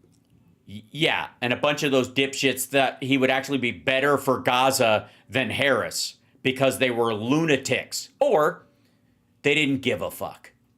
They wanted somebody to do something about the Palestinian thing. They wanted a president that would swipe left on the whole fucking thing, go, fuck these people, finish this, wipe them out. I'm tired of hearing about them. It's too much. That's what they wanted. This idea that they wanted peace, nothing. They want peace through getting it over with. I will tell you, for younger voters especially, they're telling me on social media, they say, we love President Trump, but we have a little bit of caution about potentially getting into a regime change war in the Middle East. Yeah. And that was one of the number one reasons why we were able to bring so many Democrats over to vote for President Trump, because they're tired of the wars. They do not want more money being sent overseas when their own country is falling apart. And that's why they support President Trump. And one of the reasons why President... Yeah, that and they hated the idea that you would forgive student loans and that they want brown people bounced out of the country. That's the turning points voter. President Trump was able to win the youth vote. Nonsense. Total and absolute nonsense. Now, by the way, hit that like, share the show, etc., etc., etc. Speaking of nonsense, oh boy, you want to see the if the last video we saw, if these guys got shot with a progeria ray, we'd have this. This is Alex Jones and Steve Bannon. Jones on Iran. Regime change would spiral, not could, not might, would spiral into a quagmire Russia and China are ready to exploit. Watch what also, hydrogen ew. peroxide actually What does is to it? your teeth and The gums ads when on this you're thing. Hold on, I'm struggling going to with switch dental to this issues. until the The ads Mayo go. Clinic I'll skip past them. Here Hold are on one Navy second. SEALs 3 rules for surviving a real Always world fight assault. dirty. Rule number Kick 1, somebody in the always fight ballsages. dirty. All right, here we have go. now Sorry. Alex Jones. And so Alex said no one ever. Start with just the last week. This, Yes, where your world has fallen apart. Where you turned out Friday a week ago. We thought Donald Trump was the peace guy. And now here we are cradling his balls, one each, even though they're tiny. You had all this cheerleading. It was all, shock and awe, people beating on their chests. Here's what's happening. And now, a week later, the President of the United States is saying, hey, we're going to take a deep breath. We're going to think this whole thing through. By the way, this is Bannon taking credit for having a meeting with him. I've got my And no, they're not. Witkoff team back working on negotiations for a deal. And he's pivoting to work on the big, beautiful bill. And, of course, No, he's not. He's not working on the big, beautiful bill. Where the fuck did that come from? Not true at all. Just a lying distraction. I think is the most important front of the Third World War, which is Los Angeles and these sanctuary cities, of which a federal appellate court. What the fuck would the BBB do with that? I think came out last night and said, yeah, if Trump can do this, not a problem. Your thoughts, sir? Well, you're absolutely right. I don't like the mullahs. You're absolutely right. Maybe I do consume too much cheese for my digestive system. Any more than you do, and I'd love to see the Persians get their country back, but... The Persians should get their country back. Yes, I'd love to see it, even if it involves, straight bombing entire cities full of them. All the regime change the U.S. and England have been involved in for 80-plus years. Oh, he's still mad about Hitler, I guess. In Iran has always just made things worse. And... Well, if the last one made it worse, which is the only time they were involved in it, really, then wouldn't going back to it make it better? Maybe it's a do-over. Trump was moving, obviously, to greenlight an attack that, from all the evidence I saw, was probably going to be happening right about now.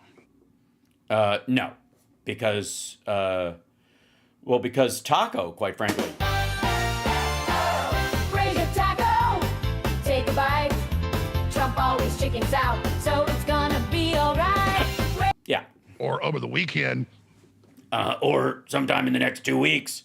Or not at all, or he's gonna wait till BB does something. Or later. Or they were just gonna have to move the planes there, and that just takes longer, so we got 2 weeks before we can get that stuff loaded up. And he wants to make it look like it was a decision that was made at the last minute, when in reality he made it a little bit ago. Until he began to get more intelligence, and now the White House has admitted that most of his top generals and strategists have said we don't want to go into a direct strike with... No, they have not. Iran for a whole bunch of scenarios that are...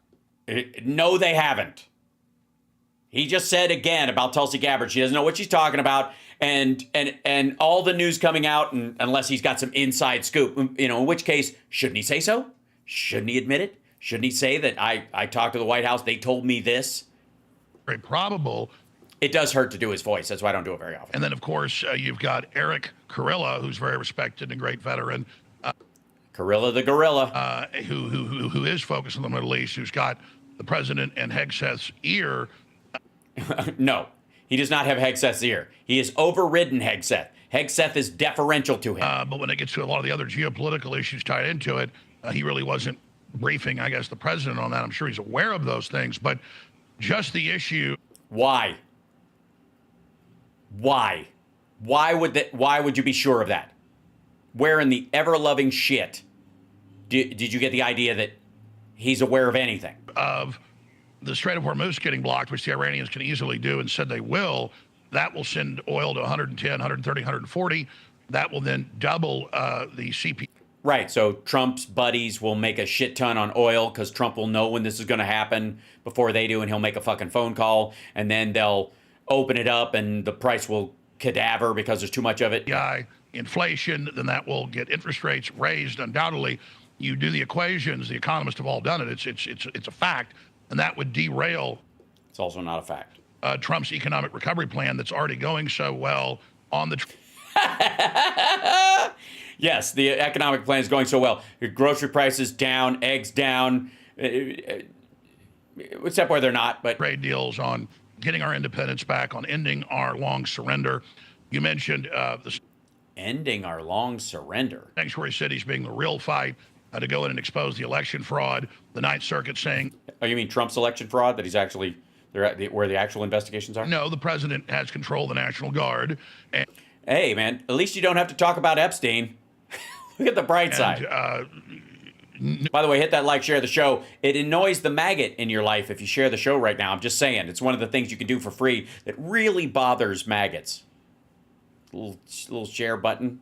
Just a little thing. Newsom's a complete liar. You've got the Democrat Party at the lowest polling numbers in its history, continuing to drop to record lows every week. Yeah, wait till I run. You're going to see those things skyrocket upward, unlike how Trump likes to make numbers skyrocket. True free fall, flatline. Elon style. Game over. If we just press through, you've got record low fundraising. They're in total crisis. We have the victory, but if we have a super unpopular war, or even a marginally unpopular one, I guess, or one at all, and we directly get into it, and then we... As opposed... I'm sorry, he's supposed to indirectly get into it? I think that's actually what is happening. The Iranians will hit our bases, they will hit the aircraft carriers, and then we will be forced to go into full war. Let's say there's regime change, then it goes into a quagmire. We know even the CIA is now, it's in the news, briefed Trump, and explained that, oh, they might build a nuke quicker if we don't take them out immediately. And it looks like we can't take them out very quickly. This would be probably protracted. And what they're really hinting at is they've got the bomb. They've had the bomb. I've been saying that for 15 years, and I have sources. I'll just leave it at that. Sources on the ground, sources in CENTCOM that saw it, the satellites. We've got spies with snoopers on the ground. We know they've got a lot of fissile material from the scans, from the aircraft and satellites that. So you're saying Trump is going to hit them? Can pick this up. So we know they've got it. That's why Netanyahu for 25 years has said they're 2 weeks away. Well, from my intel 15 years ago, they had enough fissile material. Now, are the bombs all put together? We don't know, but they've... No, but if they get anybody from IKEA to come in there, we're fucked. Got it. And all they're missing is an Allen wrench. And with the technology, this is 1940s technology, it's easy. So now that's finally starting to hit the news. Trump doesn't want a Libya scenario. Now Russia has come out and made a disturbing threat of nuclear Armageddon. And a week ago was saying they were probably not going to get involved. Now they're saying they're going to get involved. China is hoping we get... Well, how involved? What, are they going to send MREs? Or maybe they'll get in there and fuck it up like they've done the Ukraine war. What are they going to do? Make it worse for the Iranians? Involved because they believe it'll push people quicker into the BRICS and accelerate the dollar's problems that Trump's trying to stabilize and on the track. By bringing the dollar down? Yeah. We're on, will happen. Yeah, totally. It's going great. And so strategically at every level, this goes from bad to worse. We had the Pakistani defense minister last week saying all the Muslims must unite against Israel and fight them. And then these nuclear threats, they pulled back. And then Trump met with the head of their army for lunch on Tuesday. That was nice of him. So Trump's looking at all the different geopolitical pieces to this. Yeah, he's playing 11D chess, right? And I've had double D chess. Some listeners say, well, so what? We want to get rid of the mullahs. So what if gas hits 130? What do you care about? Money? No, I don't care about myself having to pay more for gas. You kind of do, though. For people that don't understand economics out there. Yeah. You don't understand economics because if the price of oil goes up, then people are going to get mad at Trump because the prices haven't come down. Oh, shit, it already... Energy is everything, and that's the real ace in the hole to lower inflation. Yeah, that's a great case for renewables, dummy. And lower interest rates. We must have that. That's why Trump is accelerating us, not just number one, but to intensify our exports for the entire planet. Low energy costs translates into everything. And so it is essential. It is the lifeblood. Well, then why would you get rid of renewables? Why would you want power that you have to dig up ever? Of our entire agenda, we must deliver on economic recovery. We must deliver on what... You must deliver. I agree. We are pushing to save America, the central pillar of Western civilization that's holding up the whole planet. So this is an absolute, the globalist... Well, if we're holding up the whole planet, then I think we just have to kill anybody that tries to, come for us. So if they do kill, move a single hair on the head of any of our soldiers anywhere in the world, then clearly we've got to blow them to smithereens, because it's not just us, it's the entire world. That positioned us for economic collapse when Kamala got in. They were getting ready to lower the credit ratings and things in the future. They want it. You're right. And the Illuminati and the cabal just suck at this. That's why they lost. In the dollar. And it's weird that the dollar was too strong before Trump came in, and now it's going down. But that's against the, I don't know, whatever. And bring in this global central bank digital currency that Trump has wisely said he'll stop. No, he hasn't. Successfully stopping BRICS right now. No, he's not. And so if they were able to do this, it will unravel everything. It will unravel everything. He's having trouble with his V's lately. That we're doing. So just like the private Federal Reserve, that's part. Sorry, it will unravel everything that you're doing? Well, don't threaten me with a good bime. The same central banking private cartel in the EU gave them interest rate cuts. We don't get interest rate cuts. Because we have a different bank and a bigger economy? It's an absolutely... Yeah, none of them are the reserve currency of the world, dipshit. You need an ingredient, though the economy's still coming back somewhat despite that. And I think Trump should go to Congress and say, hey, they've got their charter. Sure, I can't tell them what to do, but you can repeal their charter. Yeah, they're going to repeal the Fed. That'll work. Yeah, nothing says mandate like that. Nothing will end the mandate faster. They don't. Ib. All right, what's happening? Does he have a lip problem from, is this a side effect of Ozempic? Start doing Is this what happens when you inject it directly into your skull? Tell them. So he needs to aggressively, not just call Powell an idiot, because I don't think Powell's an idiot. He's a globalist. And yeah, he's a super smart idiot. So you have the EU, you have the Chi-Coms allied, you have the central banks, foreign-owned of our Federal Reserve, not giving us what we need. And so it's outrageous. And it's... Oh, sorry. The Fed owns all the foreign banks. So all the central banks in the European countries, we own them. So again, why the fuck are we having a trade war with them then? If we own them, it's all meant to. What, isn't their economy ours then? Aren't we the world economy then? Who gives a shit where the money is?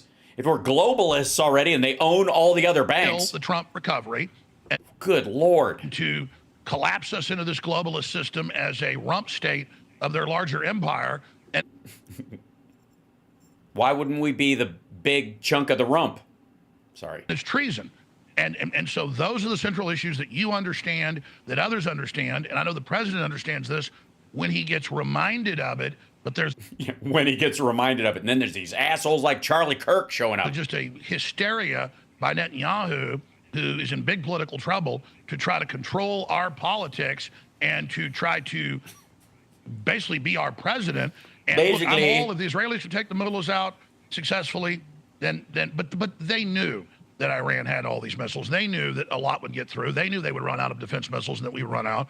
And so as this continues on... Sorry, are they part of the cabal or not? God damn it. It's either all a big plan and we're falling right into it, or it's all a big plan and Trump's the only one that can save us. But if he's president and we're falling right into this and the plan is working out exactly, then what point do you realize that Trump had to be part of the plan? Fuck are you talking about? You can't have a giant globalist conspiracy that Donald Trump is the answer to, and then as soon as he gets in, their plan accelerates. It's just not possible. Either he's a failure or you're a gullible fuck. I think both. It's going to get worse and worse.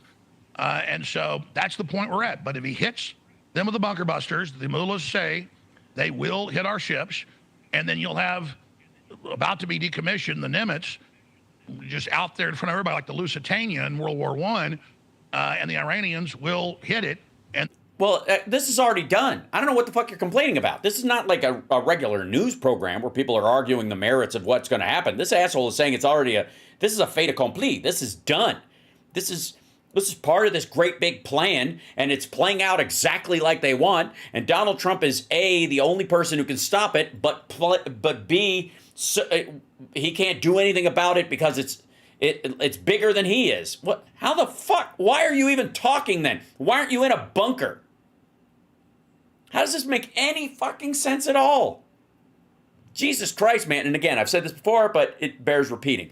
If anything that Alex Jones has been talking about for the last 20 fucking years was true, any of it, he'd be dead by now. They'd have crashed his plane or blown up a helicopter or fucking landed one on his goddamn house.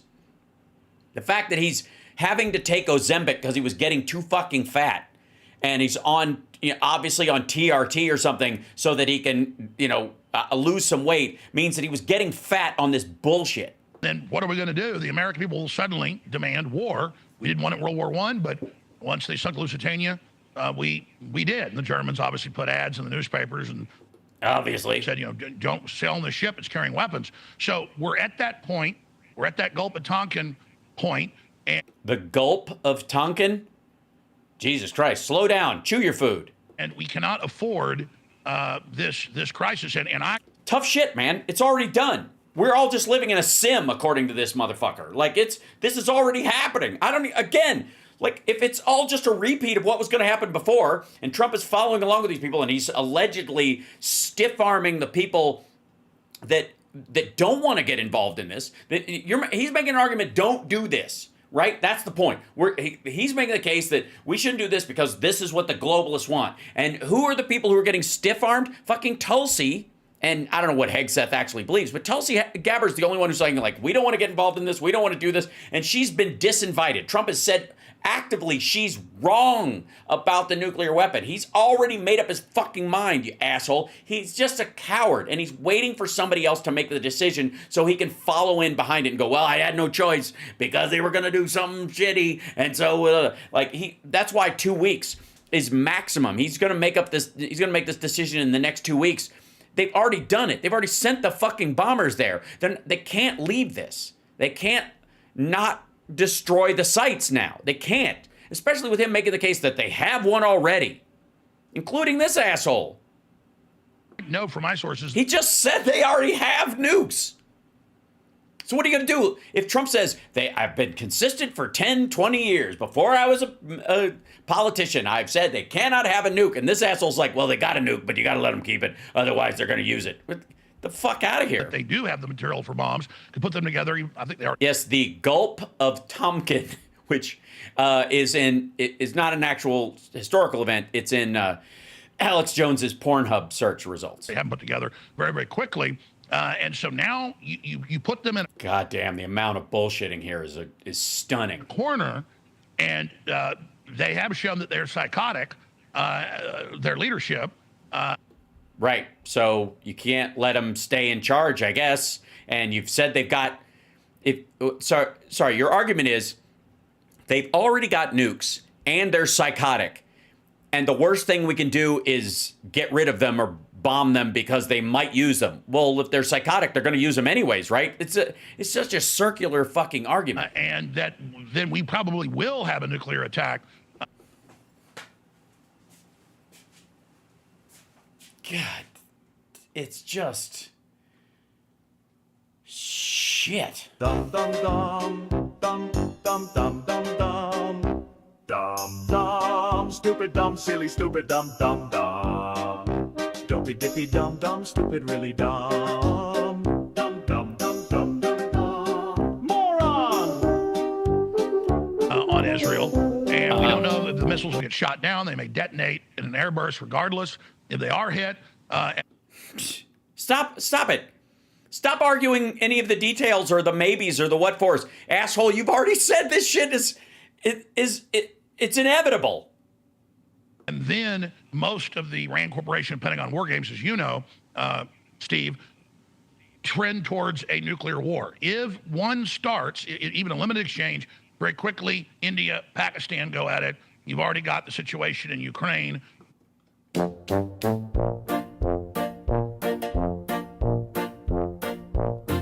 Dum dum dum dumpin' dum dum dum stupid dumb silly stupid dum dum dopey dippy dum dum stupid really dumb. Dum dum dum dum dum dum dum dum stupid dumb silly stupid dum dum dopey dippy dum dum stupid really dumb. You had up silent, newly afraid. If you're no puelli, it's never been. Because we all love when we are pipe. When Marky Bannon to come outside. Dum dum dum dum dum dum dum dum stupid dum silly So stupid. fucking aggravating. All of this together is a recipe and a perfect storm for Armageddon.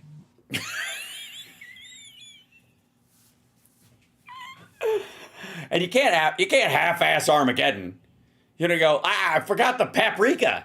You gotta have a perfect recipe for Armageddon. Shit.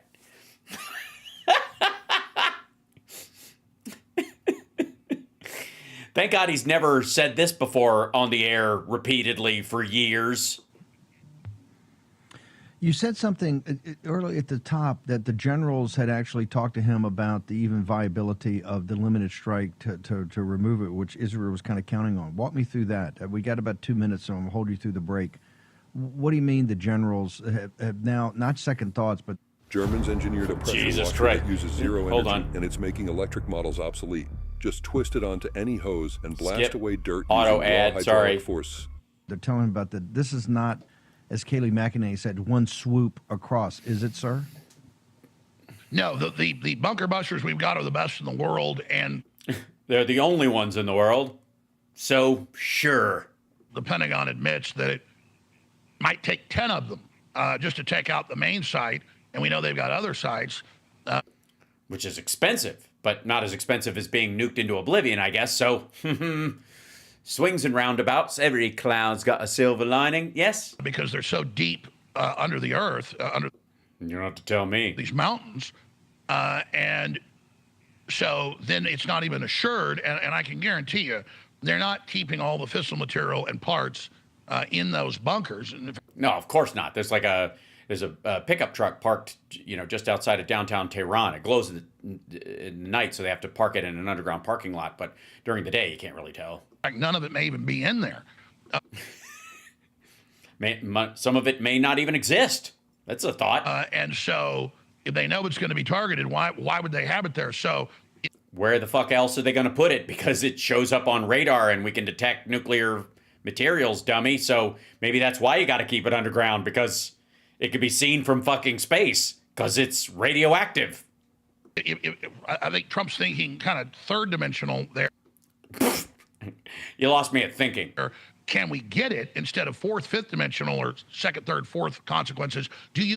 Yeah, seventh dimensional, 11D chess, fourth dimensional in the third dimension, whatever. And we're obviously on Earth 5 now. Even really believe that their bomb ingredients are actually in the big center of the bullseye? I mean, No, probably just to the left of it, actually. They dress left. Just classic strategy would say they're not going to be in there. That's where they've been. Right. It's all been a misdirect. They don't have their nuclear fissile material in an underground facility that's unreachable by current warfare. It's been in a high-rise apartment in downtown Tehran. God damn it! The Israelis did blow it up and didn't know, and they've spewed the shit all over town. So assembling it, and the evidence shows they've already got it. So why would it be in the assembly area? It will be. And if they've already got it and Trump said they can't have one, then why would he let them keep it if that's the idea? Aren't you arguing for total annihilation of Iran at this point? This is so goddamn... Dumb, dumb, stupid. Dumb, silly, stupid, dumb, dumb. Dopey, dippy, dumb, dumb. Stupid, really dumb. Moron! Shit. It's so aggravating. The cache somewhere, just like their conventional munition ballistic missile. Man, have you ever seen the look on somebody's face when they know they're talking shit? When they're like, yeah, and then it's probably, that's I got a good intelligence that this is, clearly a thing that's going to happen, Steve. And can we go to break? I'm running out of wordsage. And warheads are. Jesus, look at that. Thank God, the outro music. Get me the fuck out of here. These guys, and again, this is the argument. By the way, just when you thought things couldn't get dumber, hey everybody, it's Dim Pool. I can't imagine he won't have something great to say. Former CIA hacker warns Iran will cyber attack the U.S. within 30 days. This could be Cyber 911. Maybe does your keyboard slash mark not work? Is that what the problem was? It just didn't work or something? Speaking to Matt Gaetz, a former is something no one with any sense would ever do. Certainly no one with a 17-year-old daughter. Former CIA hacker claims the U.S. is facing a massive Iranian cyber attack, likely within the next 30 days. Quote, yes, we're all, unlike the other times they've done it. They have the code to break into our nuclear reactors. Thanks, Trump. I think it's really right. Dumb, stupid. Not that. Dumb, silly, stupid, dumb, dumb. It's necessarily that Iran has these tremendous capabilities, but that the U.S. They don't need to have them because they already got the password. Apparently, it's password with a zero for the O, I guess. God damn it. They're so tricky. May want a casus belli. The U.S. wants a means to enter this war. And so there's several scenarios. One, the U.S. could just do it themselves. And what do you mean the U.S.? A, you live here, dumbass. Secondly, your boy runs shit. It's Trump. If Trump wants a way in, he either controls shit or he doesn't. Say it was Iran, maybe. Or the U.S. could sit back and say, let them do it. Because we want them. Come on, hit me. Basically saying that, hit me. We'll see what happens. F around and find out. If Iran does make this move. Well, then that wouldn't be F around. And first of all, the idea that you would just go ahead, gain control of our nuclear arsenal, see what happens. I guess what will happen is you'll fire them at our own cities? What the fuck? Dumb, dumb, stupid. Dumb, Jesus. silly, stupid, dumb, dumb. The U.S. then intervenes. Or worse, a third party wanting to instigate a war between the U.S. and Iran could also do something like this. What, are they going to rent Iranian passwords to our nuclear arsenal to do a false flag so we blame Iran? Now, we do have this from Newsweek. Satellite images show the Sorry. What? Sorry. Nope. Sorry, you are not allowed to shit on the mainstream media and then use them as a source. U.S. preparations for possible Iran war as of this morning. We are seeing, what is this? A shot of a airbase from the sky. It looks like a runway, and it looks like somebody hasn't been paying the water bill. Drag the slider over. Nothing's different. I don't know what the point. So sad. So sad when the show goes that badly for Tim Pool. They're saying that across the U.S., is this a video? All of these... It is a video. That's why it has a play button. Planes... Dumb, dumb, stupid. Dumb, silly, stupid, dumb, dumb. Dopey. Is this a video? It's got player things, controls on it. Most of the time, it's got a little speaker. Very few pictures make noise, but... Dumb, dumb, stupid. Dumb, silly, stupid, dumb, dumb. Mobilizing Jesus. potential war in Iran. Look at this. Holy crap. Look at those planes go. You can see around the United States. They're flying to Greenland. you go over the North Atlantic, you lose them on Flight Tracker, but then they're all you're not allowed repositioning around Europe and the Middle East. Yeah, a lot of I don't when did this start? Airplanes leaving the United States and landing in Europe. Dumb, dumb, stupid. Dumb, silly, stupid, dumb, dumb. Nope. God damn. I think this guy's not wrong. Here's the video from Matt Gaetz' show. You didn't look wrong. On One American News. Do you believe right now Iran is in the planning or execution stages of cyber attacks against This is so meta, me watching him watching a video. the United States? Except I interrupt more because I provide content instead of fucking riding my jock on other people's shit. Absolutely. I wish this wasn't the truth, but I believe within the next 30 days, you're going to see a massive cyber attack. All of the indications are there. Everyone's ganging up on Iran. You're seeing a lot of tension building. Well, not everyone. And they cannot compete on the military front. On the physical front with airplanes, weapons, there's no way they can compete with the United States. Listen to him. Yep. Totally. They're going to have to go cyber. And Israel. But on cyber, they are... By the way, this guy seems completely sane and well-informed. And I'm sure that he's probably under the impression that those soundproofing tiles protect his brain from the MK Ultra rays. Very, very advanced. Remember, Stuxnet attacked their nuclear reactors. Mm-hmm.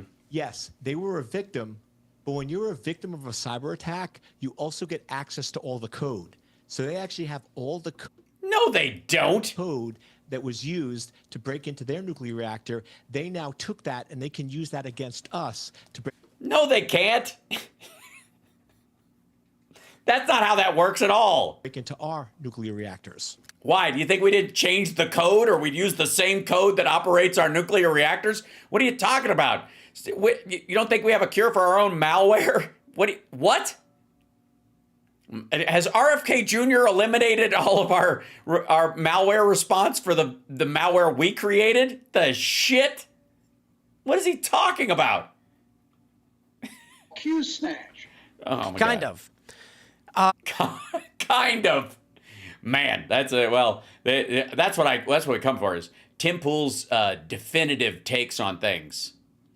That was a don't mock him. That was a forceful kind of. But just because we were able to break into their reactors, the way Stuxnet worked was it infected every single computer everywhere, and it was looking for specific code related to centrifuges, particularly the Iranian ones, based as you do on the names. Probably affected some urologists' offices too. We know and the information that we had gathered about them. They could theoretically reverse engineer the code, but the code wasn't actually that complicated. What was sophisticated about it was that it was a small worm that infected every computer without anyone noticing because... And by the way, this is something that Tim Pool can relate to. It didn't do anything. It was trying to infect... A small worm that didn't do anything.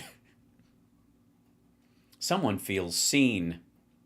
Everything until it got to their reactors, and when it did, it caused them to spin until they exploded. Yep, and then you know what happened? They made all the computers in the building play Thunderstruck by AC/DC, and then they fried their hard drives. But I don't think he's wrong.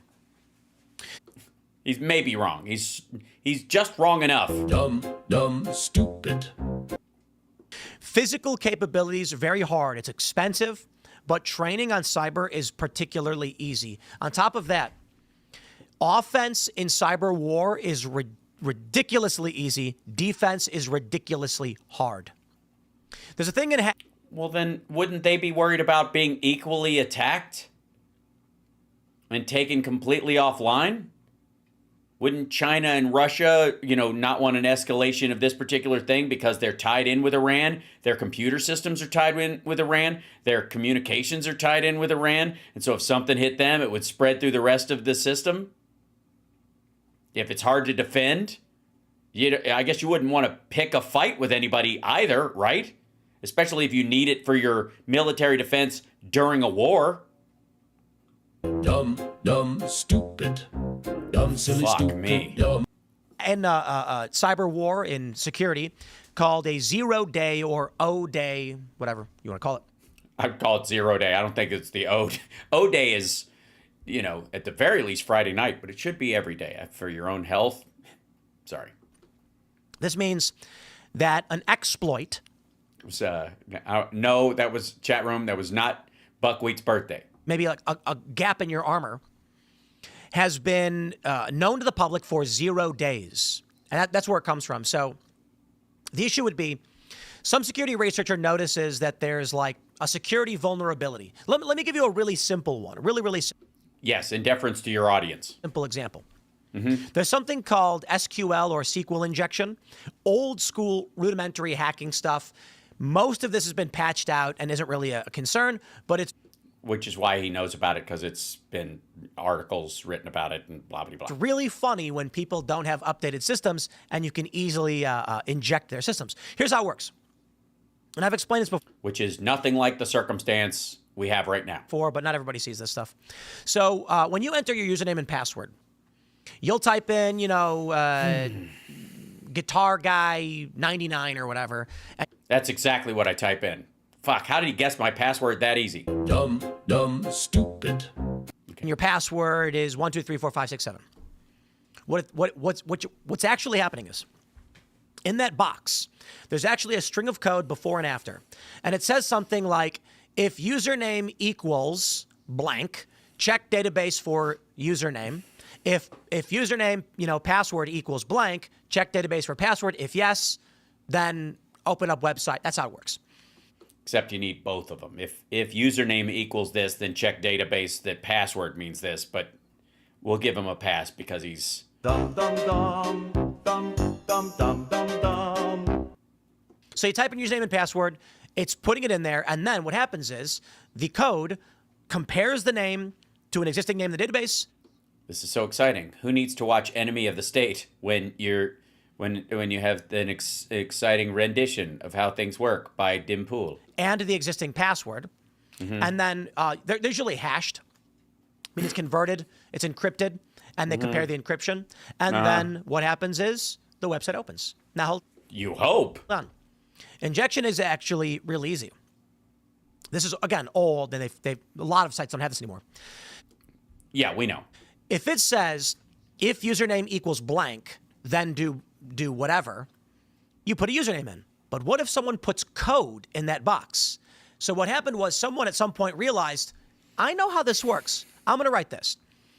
So in the username box, they did just put a username. They added code to it. That would say, or if username equals blank, then open up the website. So what happens is the code behind the scenes says, if username equals... Yes, this is how Parler got busted into, because Bongholio is this dumb. Blank. Dimpool gets paid, really? Yes, he gets paid by Russia. He was one of the Tenet Media guys. But he couldn't have known. They were just paying him $100,000 for videos that never had to have a call to action, didn't have to have a base number of views, any of that stuff. They just gave him $100,000 just because they like what he's doing. Not on his regular channel, of course. These were supposed to be sideline videos, and they were absolutely not paying for the talking points he was giving on his actual channel that had him attacking Ukraine like a fucking psychotic chihuahua. Was changed to, if username equals or username does not equal, then still take action. So people figured out you could enter code into that box, really simple stuff, and trick the website into letting you in. That is the very rudimentary way by which people would break into computer systems. That's typical injection. So you basically get it. Yeah, we get it. And it does not apply to this at all. That's old school. Now that's an exploit. That's how an exploit would work. When this becomes known to the public, they would say, a security researcher says, hey, we figured out this hole in these systems, and they publish it to the world saying, fix this in all of your systems. It is now known to the public. Governments spend millions of dollars on O-Day exploits. And then the term becomes like, someone says, hey, I found this exploit that's not in public record. It is that there are 0 days. So what that means is, oh my God, how did something that could conceivably be so exciting as a world, I don't know if it would be destroying, but causing the computer systems of the world to fucking seize up. How could a tale of how to exploit that be so goddamn dull? No one knows it exists, at least publicly. Like your hair. So it's not security patched, and it's going to give you direct access into these systems. Mm-hmm. There are people who work in security, and they sit around and fumble around on phones and computers and stuff like that. Fascinating. So they can figure out how to break in, and when they find that, they sell it to governments for millions of dollars. Awesome. And I can't do Ficus right now. The software stopped working. They killed it. So I have to find a hack. Otherwise, I would absolutely do it. I'm sorry. I'm working on it. That's crazy. Now, I feel bad, but it's just the reality of it. It's easy to do and it's easy to buy. You're buying a mistake. It's also not easy to do and it's not easy to buy because it has to happen. You have to find it and not break it ahead of time. And, or somebody didn't realize it. So there is no 0 day. And then, of course, you have to, you're dealing with these big governments and they'll go, oh, who are you, fucker? Now you're on their radar. It's really hard to defend against these things unless someone already knows about it. So Iran need only put out bounties. They could tell their citizens. Russia could do the same. The Syrian Electronic Army that was hacking on behalf of Syria was based out of Russia. They were... Gee, like everybody else? In Moscow. And famously, they hacked Twitter back when it was Twitter and reported that Obama had been injured in an explosion at the White House, causing the U.S. stock market to drop by billions of dollars. And yet you took their money. Weird. Shortly after AP got a hold of the situation, they reported it was fake and recovered. Now, the way that most hacking is done, like this, like social cultural stuff, is called spear phishing or phishing. People are dumb. Oh my God. They'll get an email and it'll say, hey, this is your security administrator for the company you work at. Shut the fuck up. How, dude, the 30 days is going to pass. Get to the fucking all right, forget it. I'm bored already. I'm amazed. That's fucking amazing. How do you dull people out on a topic like that? It's like if Skynet, let me explain something with Skynet. Okay, you've seen the Terminator and like the hunter-killer robots. Okay, this is how it actually works. Wind-up robots, if you take the key, most of them don't have a key, but the ones that do, you turn it, and as it clicks, it's actually ratcheting up a metal band in there that creates a temporary tension that once you let go of it, it starts to ratchet forward. Now, some people have put a button in there where you can wind it up like an alarm clock, and then only when you hit the thing does it start to release so that it doesn't start burning down like one of those little cars you get. And, those are fun when you're a kid. It's like, fucking hell. Jesus Christ. How lazy and dumb can you fucking be? Jesus. Chat room, sorry. I'm gonna have to apologize for what a dipshit that dude is. Man. Ugh.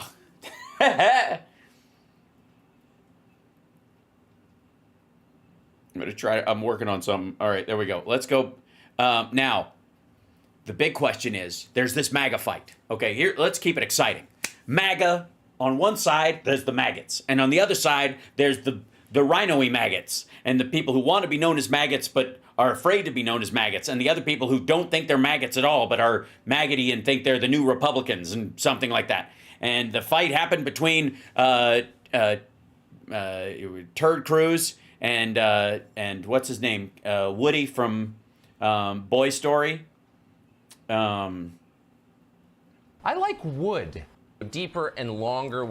And the question is, in this fight, who won? Now, it's ongoing, and largely it seems like Ted Cruz's side won, even though Trump tacoed. This is it. So hit the like, share the show. It's Hal Sparks Mega Worldwide. On our side, things are getting a little bit nasty, apparently. like your beard. Ted Cruz and Tucker You mispronounced turd. Carlson, two guys who should probably get along pretty well. Why? Oh, because they both have weenie voices and they're big baby men who are dreaming one day where I don't know, steroids will get rid of their man boobs. Right, but they didn't. Actually, I just convinced myself. Seem to get along when. Is it on Tucker's show or was it on? Yeah, back when he was on Fox. Ted Cruz's show. Tucker's show. Ted Cruz's office, Tucker's show. Yes. Okay. All right, and here's some of what happened there. Growing up in Sunday school, I was taught from the Bible. Something that's the exact opposite of what I'm doing today. Something about, I don't know, men should have a voice that sounds manly and not like a chicken from an old Warner Brothers cartoon. Those who bless Israel will be blessed, and those who curse Israel will be cursed. That's adorable. And from my perspective, I want to be on the blessing side of things. Of those who bless the government of Israel? Those who bless Israel is what it says. It doesn't say the government of, it says the nation of Israel. Yeah, dummy. Okay. So that's in the Bible. As a Christian, I believe that. Where is that? I don't know. Just trust him. It sounds Bible-y. I can find it to you. I don't have the...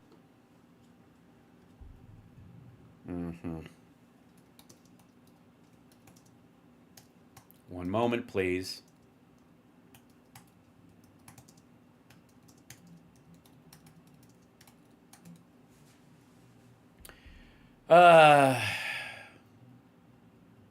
Genesis 12:3.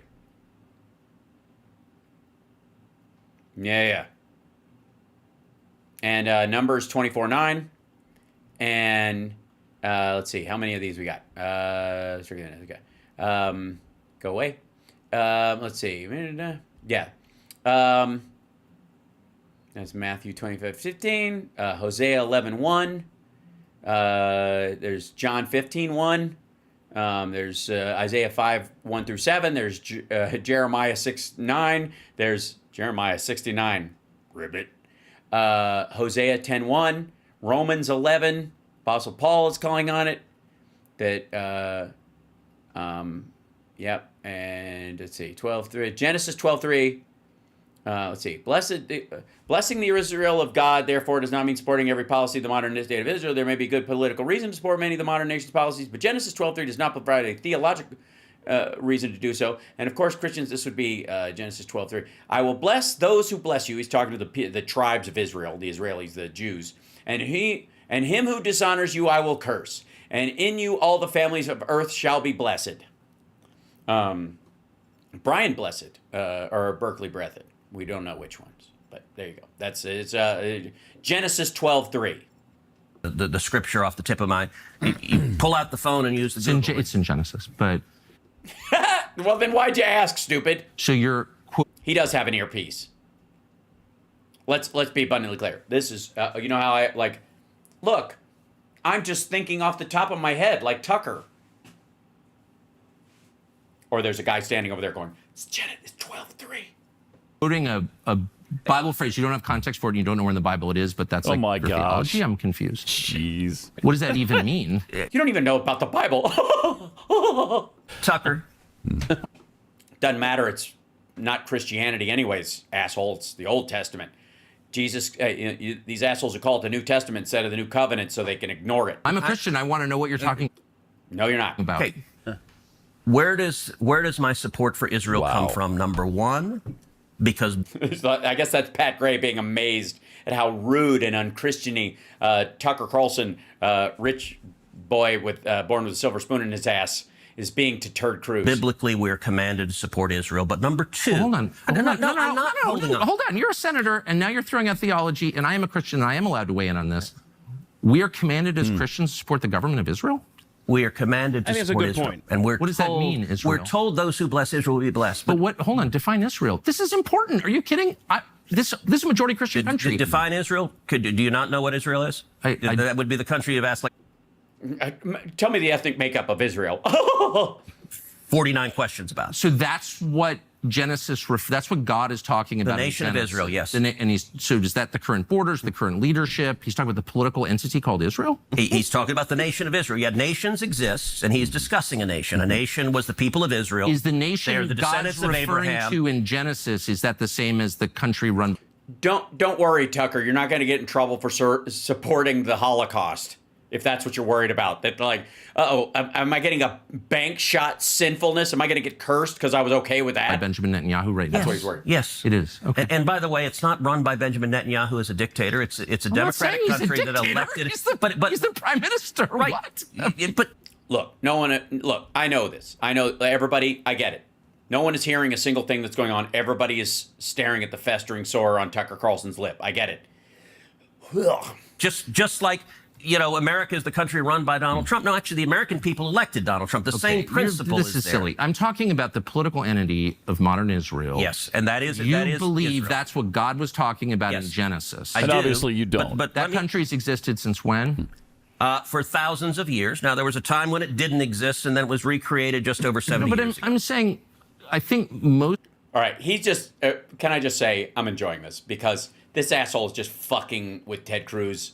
This is not a real argument between these assholes. This is just them. Thank you very much. I think you're full of shit. Like, that's the quality people argument. Understand that... That the Bible is a cartoon that you don't actually believe. In Genesis to refer to the Jewish people, God's chosen people. Right. That's not what it said. Wherever they are. So if there's a synagogue in Arizona and you're not cool with it, then suddenly you're Satan or something. Like, he doesn't mean that, obviously. Okay, Israel, but you don't even know where in the Bible it is. All right. Can I just remind everyone, these might be serious topics, but these are stupid people. So please don't get caught up in their actual argument, because this is just for the joy of you and I to watch these dickheads attacking each other largely over nothing, even in the midst of something that is something. He was very... Every something is something, but you know what I mean. Snarky. Yeah. Oh, my gosh. I mean, he had excellent Clearly. points, but they were drenched in... Well, you couldn't find any? Snarky. Yeah. And Yes. he apologized, actually. It was pretty... So it was He did? What a wuss. hour and 59 minutes of two guys that were... By the way, thank God he's wearing that shirt, or I could have sworn there was a deer loping through the studio. So they were on for 2 hours together? That was Wow. the tone Yes. for 2 hours. Yes. Wow. From the beginning. Yeah. No, from the beginning it was a little weak at the beginning, but they apparently midway through is when it started to go downhill. And they were supposed to do 90 minutes, and they kept going because it became an argument. So, but I mean, I don't give a shit. Fuck them.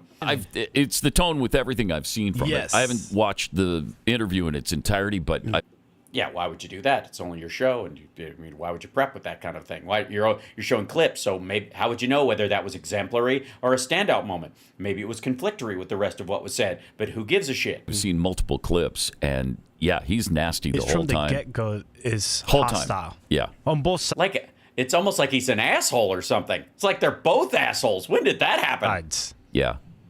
Well, I mean, when you're being approached that way by the person whose show you're on, then you're going to probably get your back up a bit and be hot. I don't know, unless you've got a good sense of self and you can recognize a hostile attack by somebody else and maintain your cool. And I mean, you're right. Not everybody has the same powers I have. It's true. Nobody loves themselves enough the way I do to smile their way through shit like that. I suppose, but I mean, it's worth trying though. I think if everybody could fake it for a little while. I mean, if you're a Christian or something. Still back to them. Yeah, like Jesus would. It was not a good atmosphere that. That's terrible. You guys okay? Ted Cruz walked into there. A lot of good memes came out of that interview. Yeah? Yeah. I heard Ted was doing some of them, and he didn't look really great in these little clips, so I don't know. I might have kept that to myself. Yeah, I think Ted Cruz is going to be smarting from this conversation For a while, yeah. for a very long time. Yeah. So true. I mean, when you go on to Tucker's show, but I mean, He's in Ted Cruz's office, but he's basically in Tucker territory. Basically. You better be really prepared for what you're about to receive. And I'll say this, Ted was prepared because he did bring receipts to push back on Tucker Carlson newsletter, Tucker Carlson tweets. He did have that, but that was at the end of the interview. Oh, really? Yeah. So it was very interesting, but it was just a lot of hostility sad. from both sides. Yeah, a lot. From the get-go. Yeah. It's terrible. And here's more of it. Yes, here's more of it, because we can't get enough of how... Dumb, dumb, dumb, dumb. Dumb, dumb, stupid. Dumb, silly, stupid, dumb, dumb. All right. I've never taken money from the Israel lobby. Have you? Taken money from the Israel... From AIPAC. So AIPAC raises a lot of money for me, but it's actually a misnomer because the people who raise money are individuals. Right. So it's not the PAC itself, but they're individual members. Yes, that's why it's a political action committee. It's a little hard to have a committee of one, I suppose. Who believe in the American-Israeli friendship and relationship. Is AIPAC a foreign lobby? Also, Tucker's never run for office. Why would they give it to him? And also, the idea that AIPAC didn't support Fox News at one particular point is just stupid. No, it's an American. That makes it really hard when you start bringing money into it and who's donating to your campaigns and all that. Then, especially when the other person has never done a campaign and would have taken the fucking money. Then you've brought it into a different level now, right? Because it's look. By the way, I don't care that they're fighting. I think it's terrific, but it's not just your feelings about Israel, your feelings about whether or not it's biblical Israel that we're talking about here. It's what really matters. Cha-ching! It's, okay, they're supporting you financially.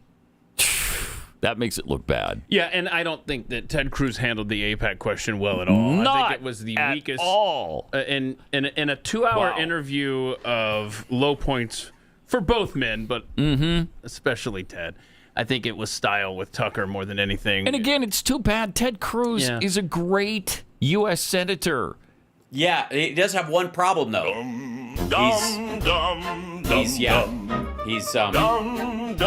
Stupid. He's stupid. Yeah. Are you trying to am I overusing diminish that, guys? His capacity here? What is your... It's not my fault. It's their fault for being... Dumb.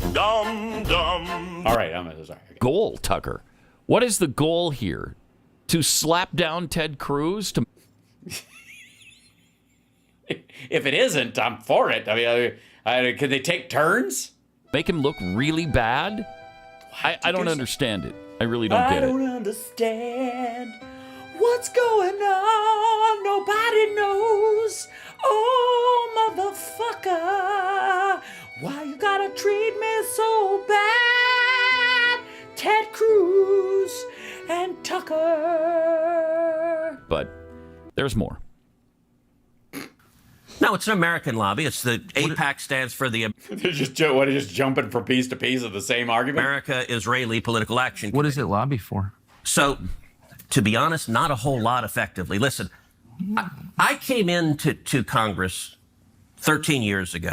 Also, what does it lobby for? American-Israeli relations? The fuck do you think it does? You think we need any help giving them cash? Yes. With the stated intention of being the leading defender of Israel in the United States Senate. Great. And I've worked every day to do that. AIPAC, a lot of times, AIPAC, I wish were much more effective. Like, there are folks online who are in the fever swamp of terrified of AIPAC, and AIPAC... I'm not terrified of AIPAC at all. You're the one who seems a little uncomfortable when I'm asking. No, not uncomfortable at all. I'm just asking what...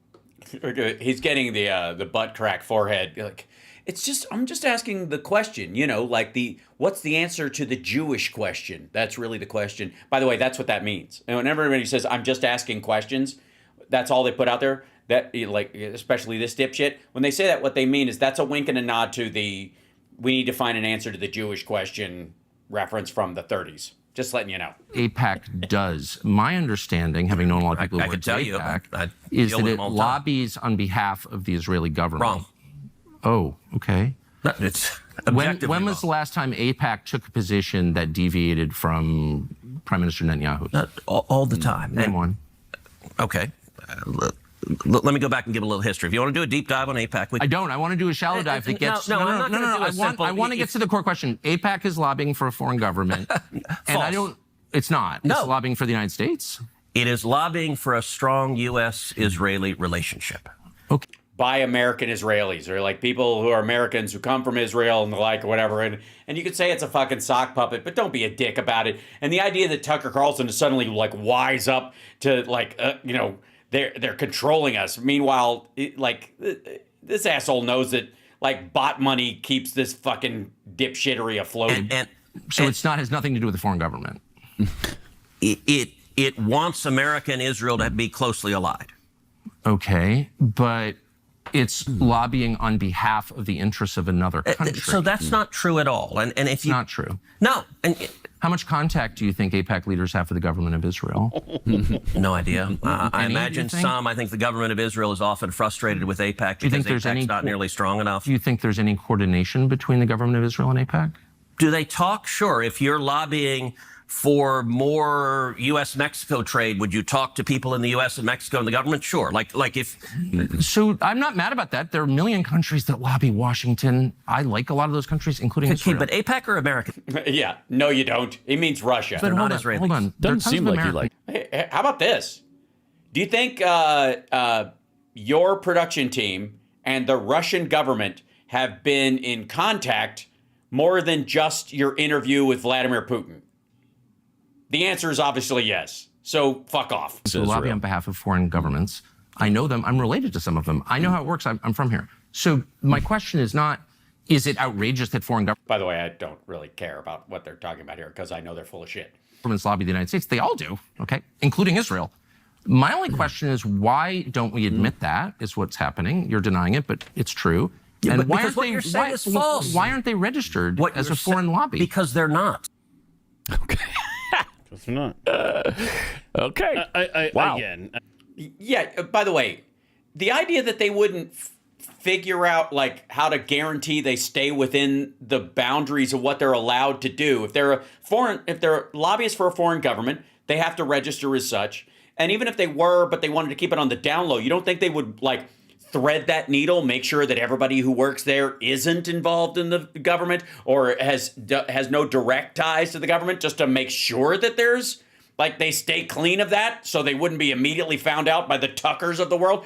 And the obvious one is, what evidence do you have that AIPAC is run by the Israeli government? Well, it seems to be that of course they are. Like that's what he's going to answer, but it's bullshit. And that it isn't the point that whether they are or whether they aren't. If you have no proof, or you would assume that they are, and that there's not just Israeli, American, Israeli-born Americans, or people that go back and forth, or people who have dual citizenship who are really scared because it's the only democracy in the Middle East, and blah blah blah. And like the normalcy of it, the veneer of the language over it is penetrative enough. It establishes all they need to. Why the fuck would they bother? Again, I'm getting caught up in the conversation again. This is my ass. I'm sorry. It's my fault. Wow. If too bad. If Tucker Carlson lost on style, Ted Cruz lost on substance. Mm-hmm. And well, since substance is the only thing that matters, how about they're both losers and so are you? Think that in the end, Ted Cruz is the one that ended up looking worse after a 2-hour chat. Yeah, I don't think it did. I'm amazed that could happen. Either one of them any favors, though. I really don't. I mean, his approach here is nasty. And I don't... Yeah, and? Understand it, really. I mean, he claims he likes Israel. It sure doesn't seem like it. It sure doesn't sound like it. And No, I'm sure he loves Israel. He just hates Jews, and that's got to be a sticking point for him. Obviously, he doesn't want anything to do with Jews. Sorry, go ahead. Jews? Pretty sure you're about to say Jews. Military assistance to Israel? I was going to go with Jews, but sure. But you can approach that in a, I don't know, kinder, gentler way. But since I can. I don't think you can, and I know Tucker can't, because why would he? Especially since we're both conservatives. No, you're not. We're both on the same side. What are you seeking to conserve? Essentially. Let's have a decent discussion. Well, okay, so you don't want either of these people involved. All right, that's fine. Without the animus involved. Is that okay? So again, neither of these guys. Possible? I don't know. I think it is. Yeah. Okay. Between who? Who is for this and opposed to this, and it won't get nasty? Try. There's a reason why this particular conflict has been a Gordian knot, dipshit. I think you can. Well, that's because you're a lunatic who apparently is in a studio in Austin, Texas, because I guess Glenn Beck called and said, hey, guess what? You're moving. When I was filling in for Stu yesterday, we had Sean Davis on from The Federalist. And I think there's a little bit of a disagreement between Glenn and Sean, and it was a great discussion for half an hour. And yeah, that would be the little bit of a disagreement. I'm sure that's much easier to manage, dummy. They got along just fine. Neither one of them had to be snarky with the other, and so I think it's possible. But I bet Glenn did. In fact, I know it is, but he wasn't interested in that. Tucker was not interested in that. And it's too bad. What? Why? Why would that? Why would that be? Why do you think? What would be the standout? Right? That Ted didn't know going in that this was going to be a hostile interview. I'm sure he thought like liberals do when they go on CNN and then they're suddenly questioned about something they didn't expect. That seems to be what happened. No. Nope. Sorry, no. There's a reason why Tucker Carlson left CNN before he left Fox, and that's not what happens when a liberal goes on CNN. Even when they're questioned on something that's an uncomfortable truth that they may not have factored in, like it's nowhere near this. Stop laying this off on it. This was special to you guys. This is your fucking problem. Here, he thought he was coming into friendly territory, but he wasn't. What happened to Buddy? I didn't even see Buddy in this interview. 888-900-3390. Jesus Christ. Just go to selling. Get out while you can. Okay. Now I'm like, I went way over on today's show. And I got radio tomorrow. And there's still so much to cover. But I think I've covered a lot. Yes? Can we do one more thing? A little bit of something? Just because I want to see what the fuck? Ladies and gentlemen, it's Stretch Ben Shapiro, a.k.a. Jesse Water on the Brain. And the guy who used to be the stunt kind of shock jock dude that they would send down to the streets of Chinatown to make fun of people having accents, assuming that meant that they were dumber than him instead of the fact that they speak multiple languages. Anybody with an accent speaks at least one more language than you do. But here we go. Not only are the... Oh, yeah. Major nunt. Sorry. That was... beg your pardon. Yeah, that's rough. And obviously this proves that somebody in Fox's room hates him. Cuts of beef, chicken, pork, and seafood delicious. Sorry. Whoops. Sorry. I don't know what the fuck that was. Trump making it very clear that if America has to get involved in Iran, it'll end on our terms. No, he won't. He has no way of knowing that. He can't possibly end on our terms. Wouldn't you mean just like start on our terms? I mean, that's the thing you could actually say. We're going to choose when and we're going to choose what. What happens after that is in the Lord's hands. And it looks like he's preparing for any scenario. Yes, because he's decisive and because Trump always chickens out. Raise your taco, take a bite. Trump always chickens out, so it's gonna be alright. Yes, old taco neck. The E-4B Doomsday plane which is apparently hitting turbulence, or somebody is moving the picture around on the overhead projector that they use on this shitty show. Made an unexpected flight to D.C. The $500 million aircraft was designed to withstand... Yes, nothing makes you feel better than that the Doomsday plane has flown closer to the White House in case the president needs it. Nothing says peacemaker in the White House like that. And nuclear blasts and keep top government officials safe when threats are off the charts. And they can play multiplayer games. And it landed at Joint Base Andrews. Hold on one second. Hi, yeah, it's me. You're really making people nervous about the whole doomsday plane thing. We just think maybe a rebranding might help. I mean, I take your job very seriously, but I think maybe, you know how Tim Pool fucked up 0 day and calls it O Day? Maybe just call it that. So it sounds kind of positive, like everybody's going to orgasm all on the same day. I'm just thinking about it. And yeah, and the other thing is, where can I get a fitted flight suit? Because the one I have is really baggy and it just doesn't look very flattering. I don't know why. I mean, do you get them taken in, or do they make them custom fit to you because it's your flight suit? You know what? We'll talk about this later. Under the cover of night on Tuesday. Right now, the United States has 2 destroyers anchored in the Mediterranean. This looks... I'm feeling better by the second. This is not a... Maybe don't show a video of them. I mean, it's file footage, but it looks like you're showing them launch... the USS Sullivans and the USS Thomas Hudner. Both of the... And the USS Jerry Garcia is right behind it. Cherry Garcia. It's a ship full of ice cream. Hearts and minds, everybody. Hearts and minds. These $100 million platforms have been shooting down Iranian missiles. To the south is a carrier strike group, the USS Carl Vinson in the Arabian Sea just off the coast of Iran. Yeah, this sounds like we're ratcheting this shit down. Yes, the USS Chunky Monkey. Flanked by 4 warships. What are these, peace ships? Providing security to U.S. bases in the region. And a super carrier, the USS Gerald Ford. I like to call it the awesome carrier, which is great in the ocean, but don't let it fall down a flight of stairs. It totally will dent. On its way and should be on the scene soon. Dozens of F-16s have been repositioned from Italy to the Saudi Arabia. And 2 of them have been repositioned to the bottom of the ocean. Thanks, Pete Hegseth. Nice fuck up. Base. And F-22s and F-35s are... Which are not shown here. That's a wing, and that's an airport in the background. I don't want you to think that it's those planes are so big that they have grass growing on them. On their way. Now, if we're going to drop bunker busters on the Iranian nuke site, it'll be done by B-2 stealth bombers. Mm-hmm. The spirit of Pennsylvania.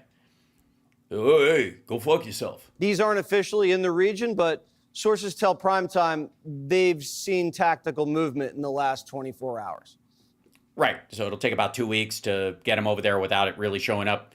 And so the process of doing that and keeping it secret where they're taking off from and all that kind of stuff, or moving them to Europe where they'll take off from more than likely, is a factor. And there, obviously, they'll do a bank shot kind of flight pattern so that people won't blame whatever country they took off from in Europe for the attacks that happened or whatever. So the 2-week thing is just a bullshit timeline. This is a major moment for Trump, and he's aware that his legacy is on the line.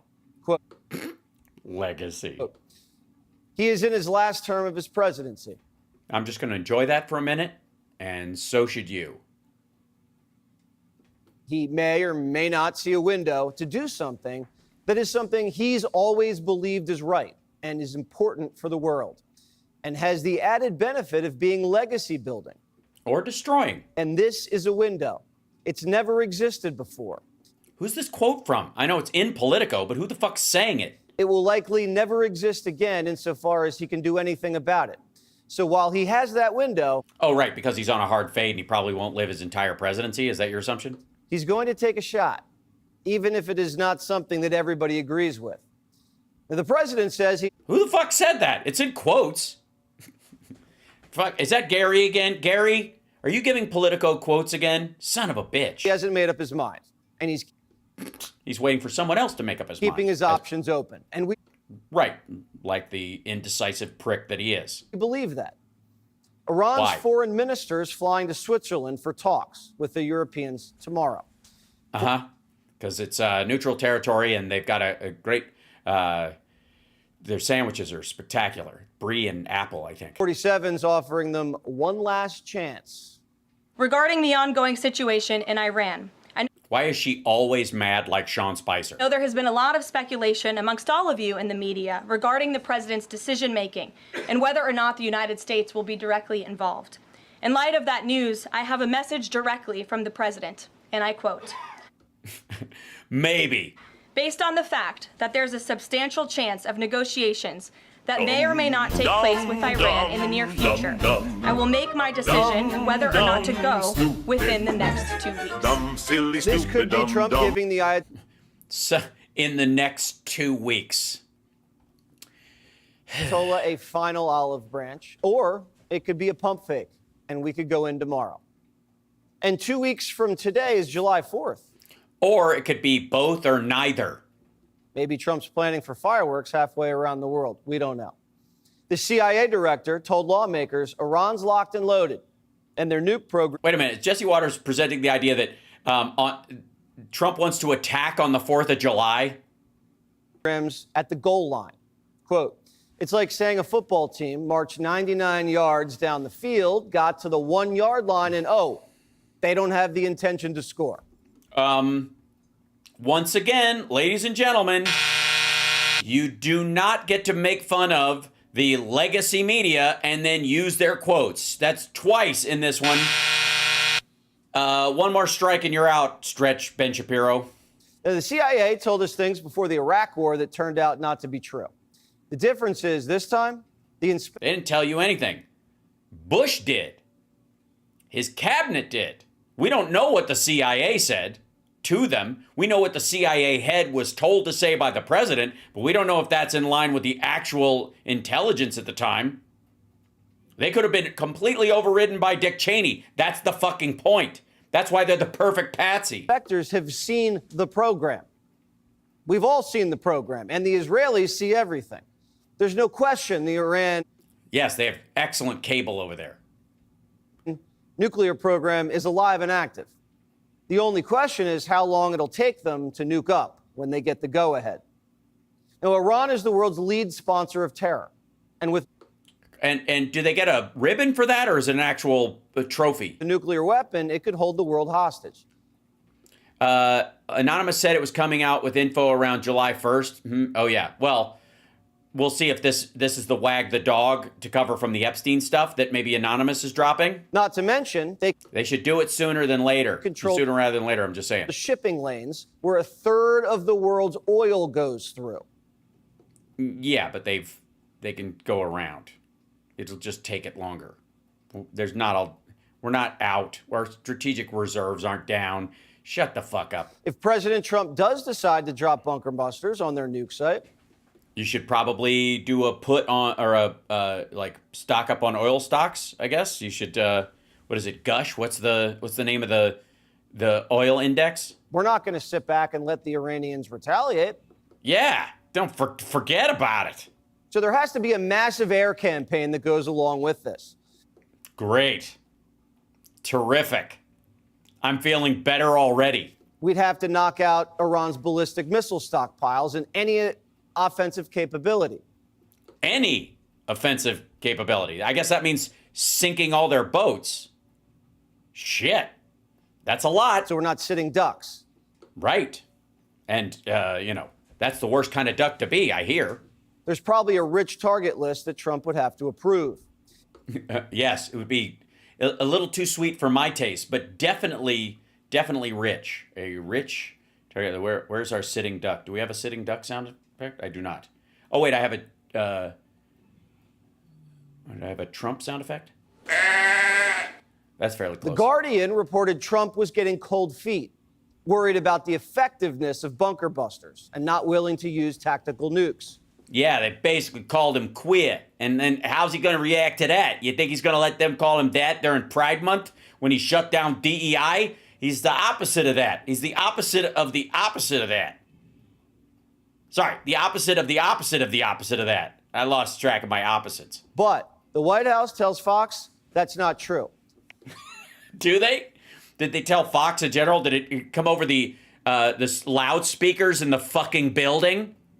Everything's on the table, even tactical nukes. Terrific. Nothing says peace like tactical nukes. Dum dum dum dum dum. Dum dum stupid. Dumb silly stupid dum dum.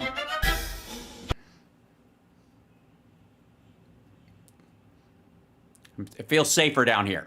I'm kidding. Okay. The big question is are those, what do you feed those caterpillars on your forehead? No, that's not it. Shit. the United States does target Iran, what happens next? Well, sure. Yeah.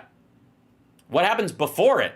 How about that? What happens right before we decide to target Iran? What was it inevitable the whole time, and he was just bullshitting, and it was just dragging on the inevitable, which it seems like it was, or does he? What's the thing we're waiting for that will fuck this? The White House isn't considering boots on the ground. Well, I'm sure in Bush 1, they weren't thinking of boots on the ground in Iraq either, but look where that got us. Iran's 3 times the size of Texas.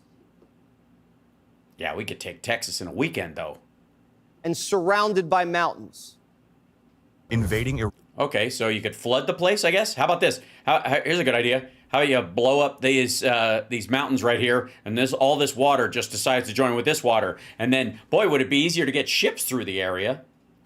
Sorry. Iran by land? Almost fucking around, by the way. This is totally stupid. Impossible. And here's why. To the west, the Zagros Mountains, a rocky wall with narrow passes, easy to... Right. This is the area where all the pro-Saudi forces have gathered. And by the way, down here in Saudi Arabia, there's a bunch of pro-Iranian forces on this side of this hillside. Defend. Hard to attack. To the... Unless you have airplanes, I guess. North, the Elburz Mountains, rising like a shield beside the Caspian Sea. To the... Until they aren't. East, more rugged mountains near Afghanistan and Pakistan. Where nobody wants to go. Still no easy entry. And in the middle, 2 deadly deserts, Dashti Kavir and Dashti Lut. Scorching heat, salt flats, sand that swallows tanks, mountains, deserts, bottlenecks, Iran.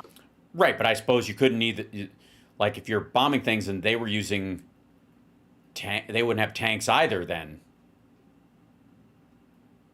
I mean, the reason it's hard to invade is also the reason it's hard to expand your defense as well. And where all your cities have to be in the same, where everyone would expect them to be. They're kind of limited. It's not like the populace can bug out. Iran is a natural fortress, and that's why invading Iran by land is a military nightmare. Right, which is why Trump's talking about doing it from the sky. And? Iran's different than Iraq. What? Who says? Did you guys hear this? It's got 3 of the same letters. This makes no sense. Because you wouldn't have legions of foreign fighters pouring into the country to target Americans.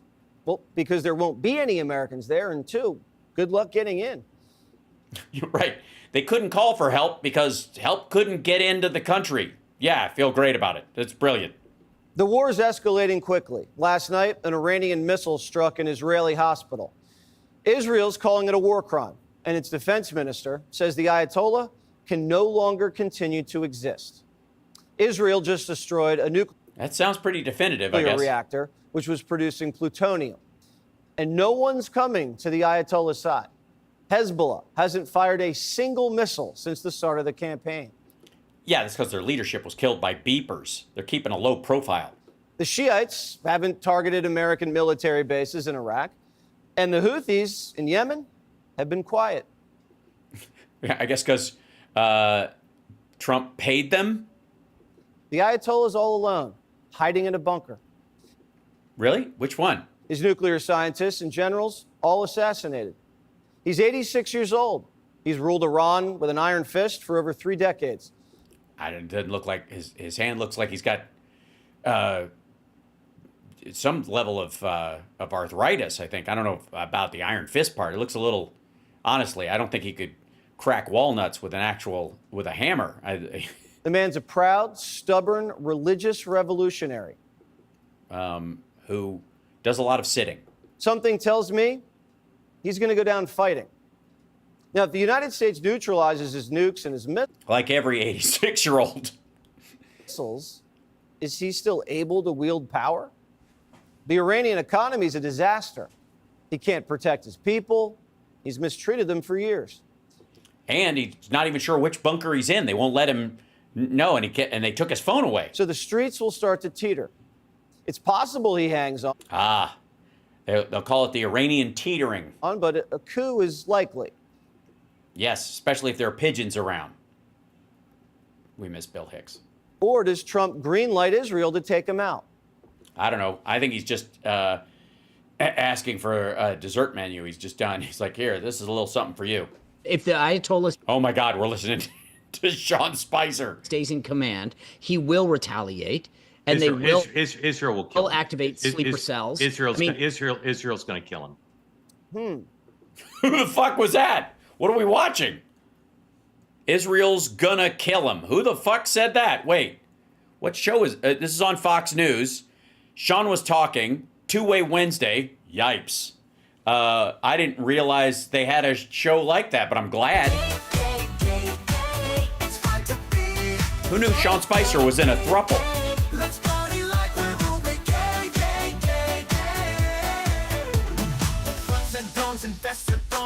I love that feeling. Super hoods have got the goods. Owie, owie, oh. Butts and thongs and vests and thongs. Whoa, I love that feeling. Super hoods have got the goods. Owie, owie, oh. Boink, boink, doobie-doo. You know what I wanna do. Yay! Boink, boink, doobie-doo. You know what I wanna do. Buster.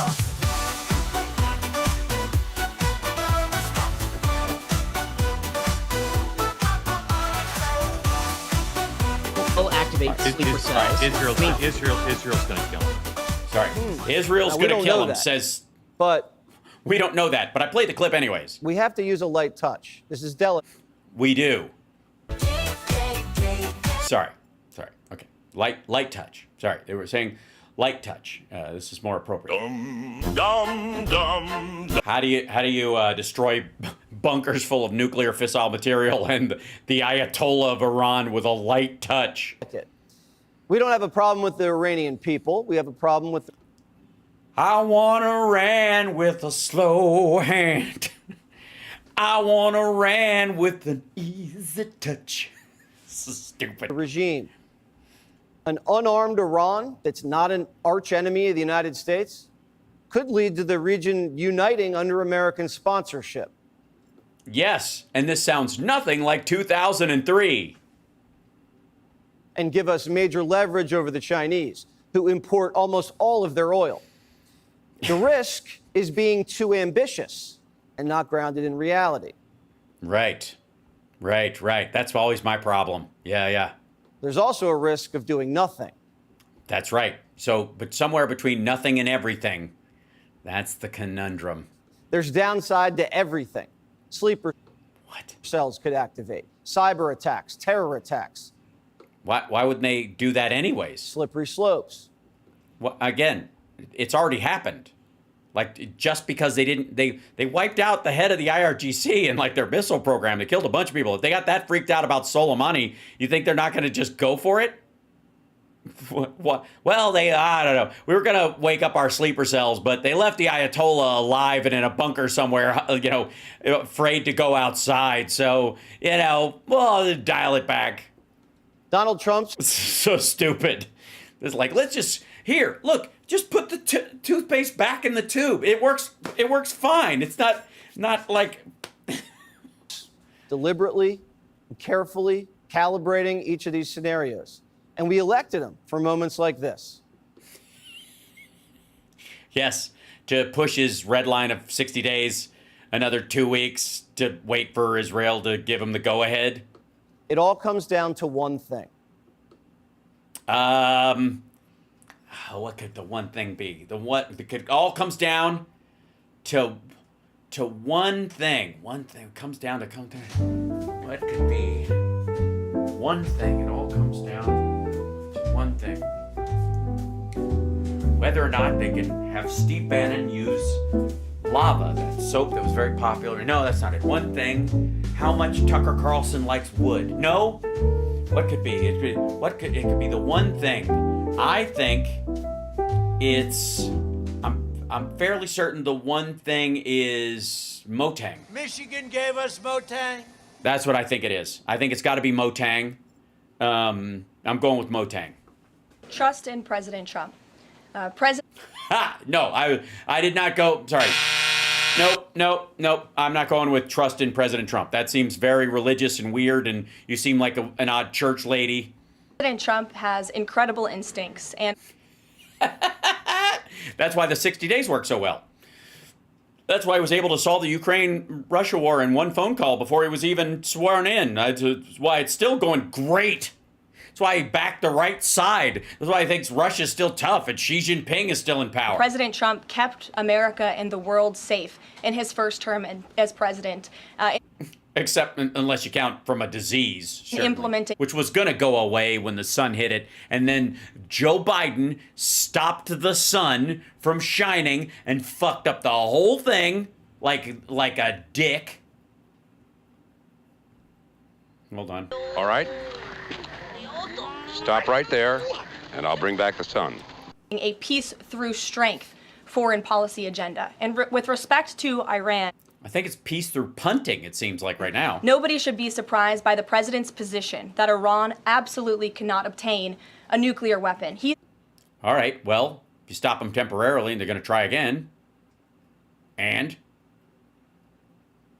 so I guess you got to wipe them out. You got to blow up all these sites, and you got to kill the Ayatollah, because as long as he's alive, they're going to seek one, because they've said so, and they've said nothing's going to stop him, and they told everybody to fuck off. He's been unequivocally clear about this for decades, not just as president, not just as a presidential candidate, but also as a private. That's right. It's a private citizen. Yeah, you guys knew. You voted for this shit. Don't back out now, maggots. Click here. By the way, again, that is not for us. That message, I want to be clear, that is not for us. That message is for the maggots that are straying off the path. He's sheepdogging them back in. Yes, we didn't vote for that. Yes, you fucking did, you Tucker followers. Nope. You voted for me, I get to do whatever the fuck I want. I told you I could shoot somebody, an American citizen, in the middle of Fifth Avenue and not lose any support. And you said, yes, that's my queen. Yes, queen, you go, girl. Right? So you don't get to back out now. Shut the fuck up, maggots, and take it. You voted for this, all of you. And Dave Smith, you piece of shit, you voted for this. I don't want to hear any whiny bullshit about this. Oh, God damn it. I was going to get out of here, and then I still got something else to do. Son of a bitch. I have to show you this, though. There was a debate. Dave Smith, hold on, maybe I can just bring it up here. Dave Smith, Matt Gaetz, and some other dude. Anchorman. Yeah. U.S. supported. Yeah, here it is. They did this debate show, this ridiculousness, which with Matt Gaetz and Dan Ball, Dan's not on, and they're using this like knockoff sound-alike Stranglehold thing, which is particularly great as a song it's about domestic abuse and like kind of shut up and take it from a guy who allegedly drugged minors and took them across state lines. That's what this shit is. Bring smart folks. Not just so one. They start with this guy. He talks about this. This is the guy who's for bombing Iran and all that kind of stuff. Like, he's arguing that point. That's not important because this guy's probably been arguing this forever. This asshole voted for Trump. This guy always supports Trump. So both of these assholes are on the hook. Also, Dave Smith is wearing a Libertarian Institute fucking hoodie, which, by the way, is not, I repeat, not a political movement or a political philosophy. Libertarianism is bullshit. It's a dodge. It's a hustle. Anyways, let's hear Dave Smith's argument as to why we shouldn't bomb Iran. And let me guess, Alex Jones, Iraq stuff, we don't trust anybody, so eek. I'm honestly almost just in disbelief over this entire debate. I can't even believe that we're here in 2025 after just... Well, that's because you're a fucking moron, Dave Smith. And you know why? Because you voted for Trump. You don't get to walk it back now. You own this. Electing Donald Trump, winning every swing state and the popular vote, that we're actually having 2003 all over again. Why? This is exactly what we said. What do you want to do? Tariffs next? With all of the same characteristics, just blatant lies, complete misrepresentation of the evidence. Yeah, it's almost like we get another Republican in office and this is the shit that happens.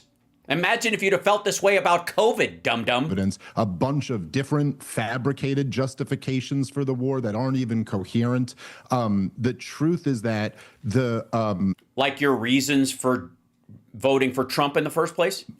Many people, no one wants war with Iran are the first words we hear. No one wants war with Iran. You sure about that? Iran has been on America's list of countries to overthrow since at least 2000. Fuck America's list. Doesn't matter. I thought Trump was the salvation for it. Trump himself has said they can't get a nuclear weapon. Obama made a deal with them. Biden wanted to make another one. It's Trump that scuttled the first deal so that we would get to this point, and you fucking voted for him. Fuck America. Don't leave this at everybody else's feet. Take some fucking responsibility. The name of this guy's podcast is part of the problem, and there has never been a more aptly named show, maybe besides The Young Turks, which is named after the people who carried out the Armenian genocide. Enjoy your job, Anna Kasparian. We have a 4-star general on the record who told us that he saw these plans. George W. Bush. Yeah. Wesley Clark, who I wanted to run for president because I like the guy. Yeah.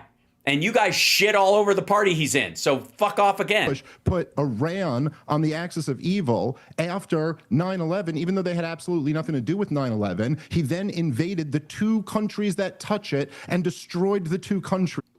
Yeah, I was against that. I'm a Democrat. I voted for Democrats. People who wouldn't have done this shit. And the one who eventually got us out of Afghanistan. You voted for Trump. Take some fucking responsibility. I am so sick of these bootstrapping motherfuckers claiming that it's all America does this. America's a democracy. We vote for people, and it matters who's in charge. And when you're a libertarian, you're like, I don't know, they're both fucking the problem. It's the same. It ain't the same. The idea that we would have even had 9/11 if Al Gore was in office, and because he wouldn't have ignored his fucking presidential daily brief for one.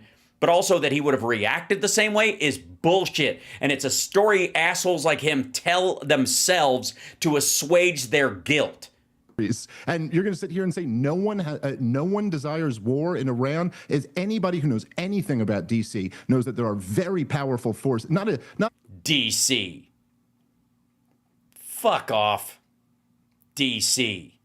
You voted for Trump. Stop blaming other people. Not a single honest Trumper, MAGA person in America would say that there aren't powerful forces that have wanted war with Iran for years. And yeah, but they didn't find their way to it through Obama or Biden.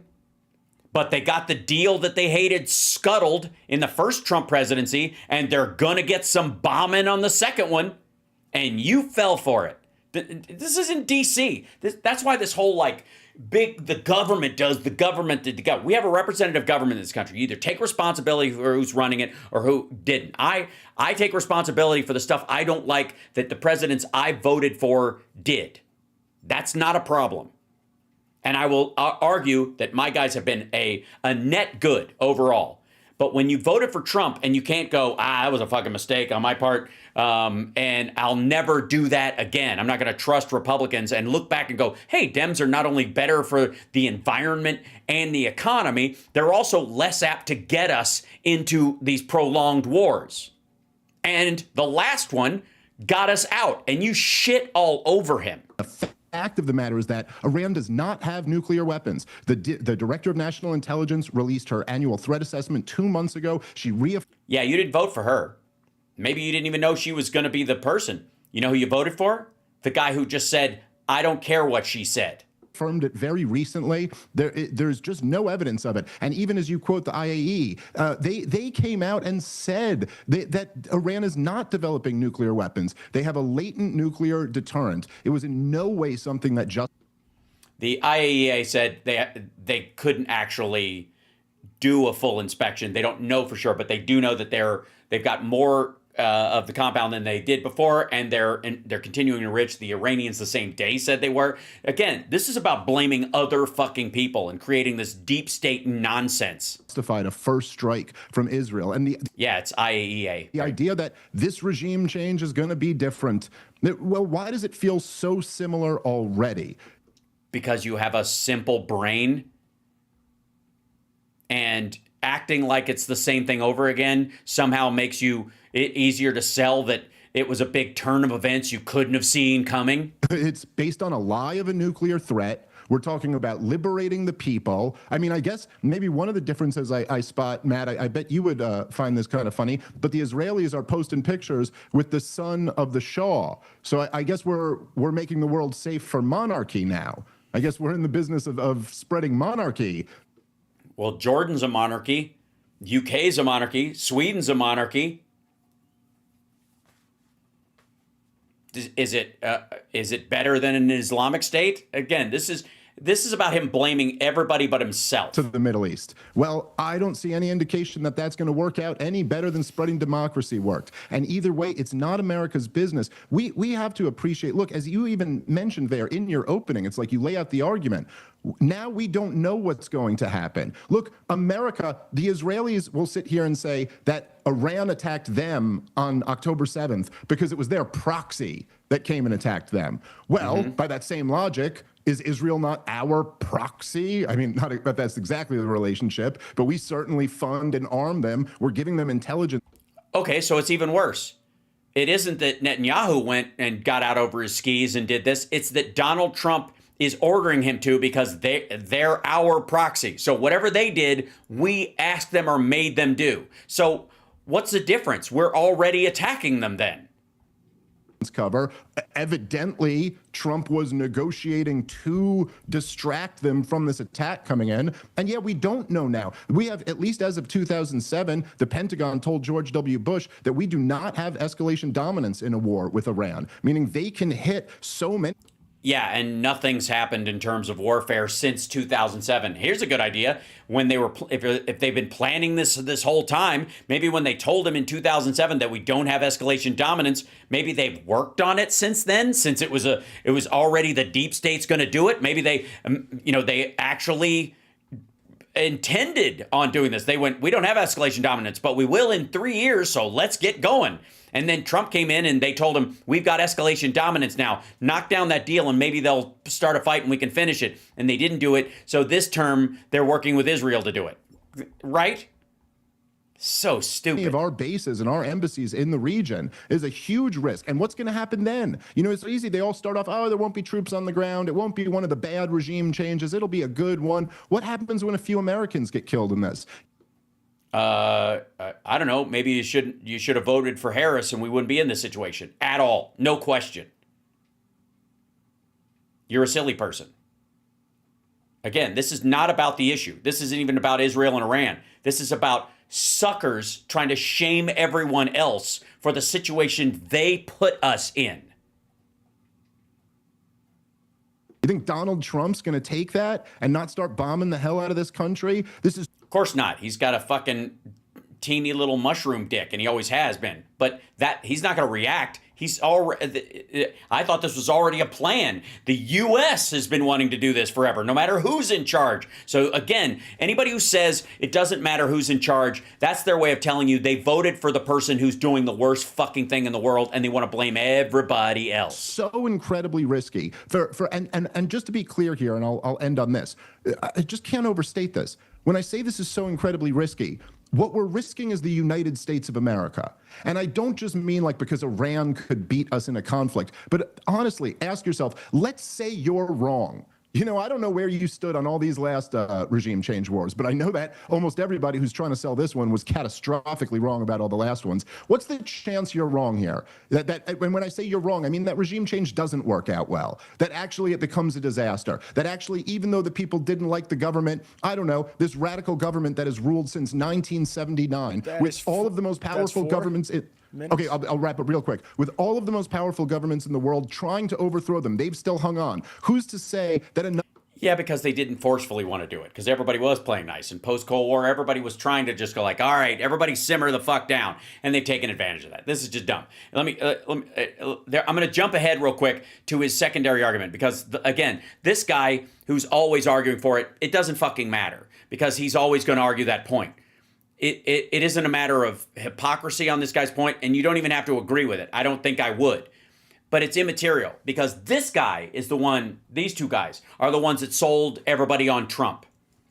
So the reversion back to, hold on, to whatever he ends with. Take out the United States of America. The idea is so preposterous. This is a country that does not have an air force capable of delivering weapons to us. We're the most powerful country in the history of the world, and this is a puny third world country. Although, compared to the other puny third world countries we've been picking on, they're much, much tougher. But just think about this, man. Everybody, the war fever and the drums are beating. Let calmer heads prevail for a second. I just told you that after 9/11, the war-hungry George W. Bush put Iran on the list of axis of evil and then invaded and destroyed their two next-door neighbors.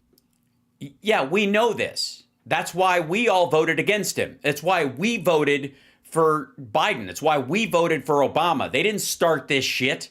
They had real, even when they did drone strikes, there were rules of engagement. One of the reasons why the right is so mad that we lost in Afghanistan is because Obama dialed back our presence there to too small a force to destroy everything. That's why they were trying to talk Trump into going further. And even Trump's like, we were going to get out with grace and strength and power and awesomeness or whatever the fuck. And then he's like, but we'd keep Bagram. Again, how do you get out of a country and keep a giant base? Neighboring countries. He just found this out, Hal. No, he did not. He's like, I don't even think he's really like realized it. Because again, if he actually listened to anything that he was saying right now, he wouldn't be able to be on this interview because he wouldn't be done smacking his own fucking face on his own desk. These are real consequential decisions. And this fucker flipped a coin. And your response was the kids yell some chants? Therefore, they're threatening us. I mean, let's get real here, guys. That's what the death to America thing is. I want to talk about that threat real quick, Dave Smith, because we saw the House chairman of the Foreign Affairs Committee say in an interview recently that however we confront Iran today, day by day, Matt Gaetz looks more and more like a Snapchat filter. It is at least confronting an Iran without a nuclear weapon. And as messy and as bad as all those rough outcomes you described, the argument just that I'm presenting to you is, well, we eventually have to confront Iran, so better to do it now than later. Your response, and then we'll go to Mr. Spencer. It's just absolutely ridiculous. And like I said, all of the intelligence indicates that they're not trying to get a nuclear weapon anyway. So this is... No, it doesn't.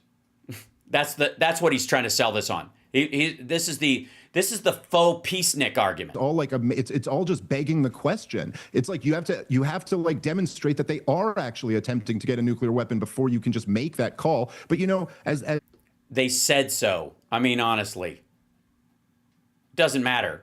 We had an opportunity to solve this through peace. Obama set it up.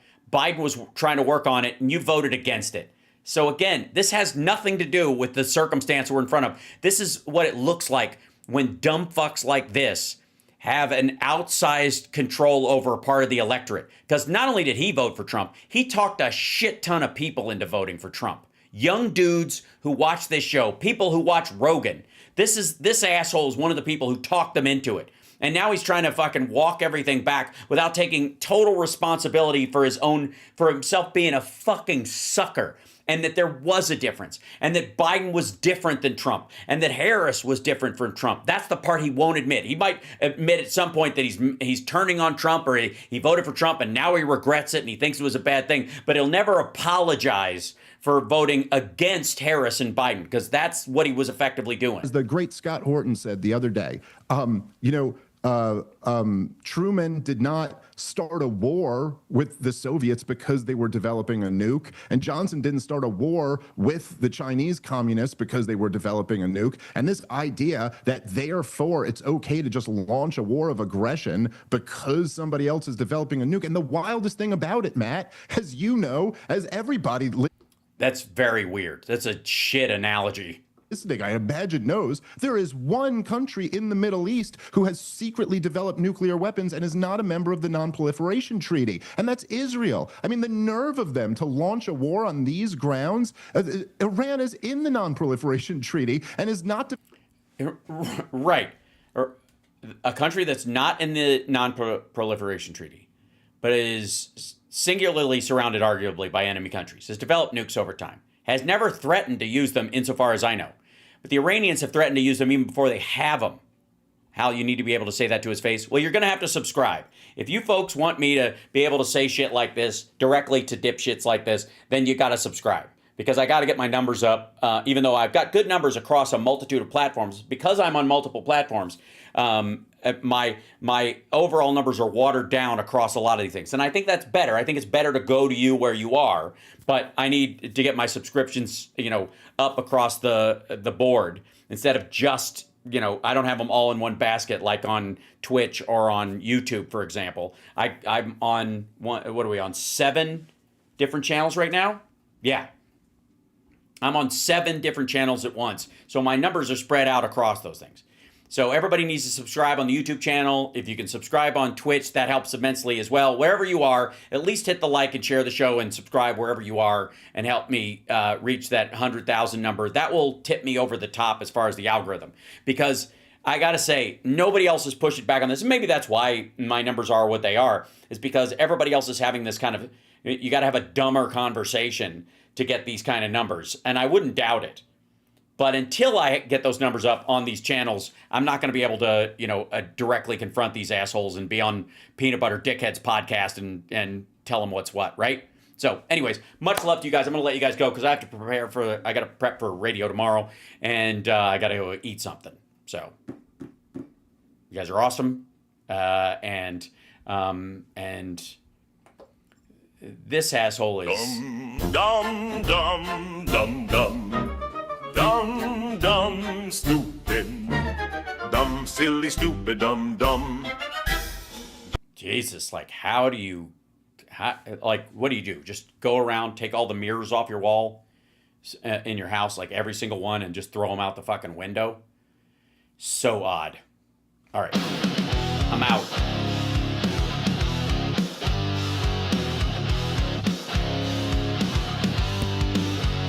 Share the show, please. Don't forget, you can Venmo me. You can help support the show. You guys are awesome.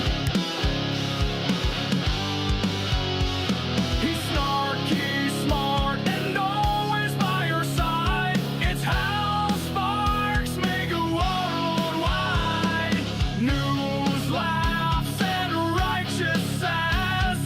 Kicks fake news right in the face.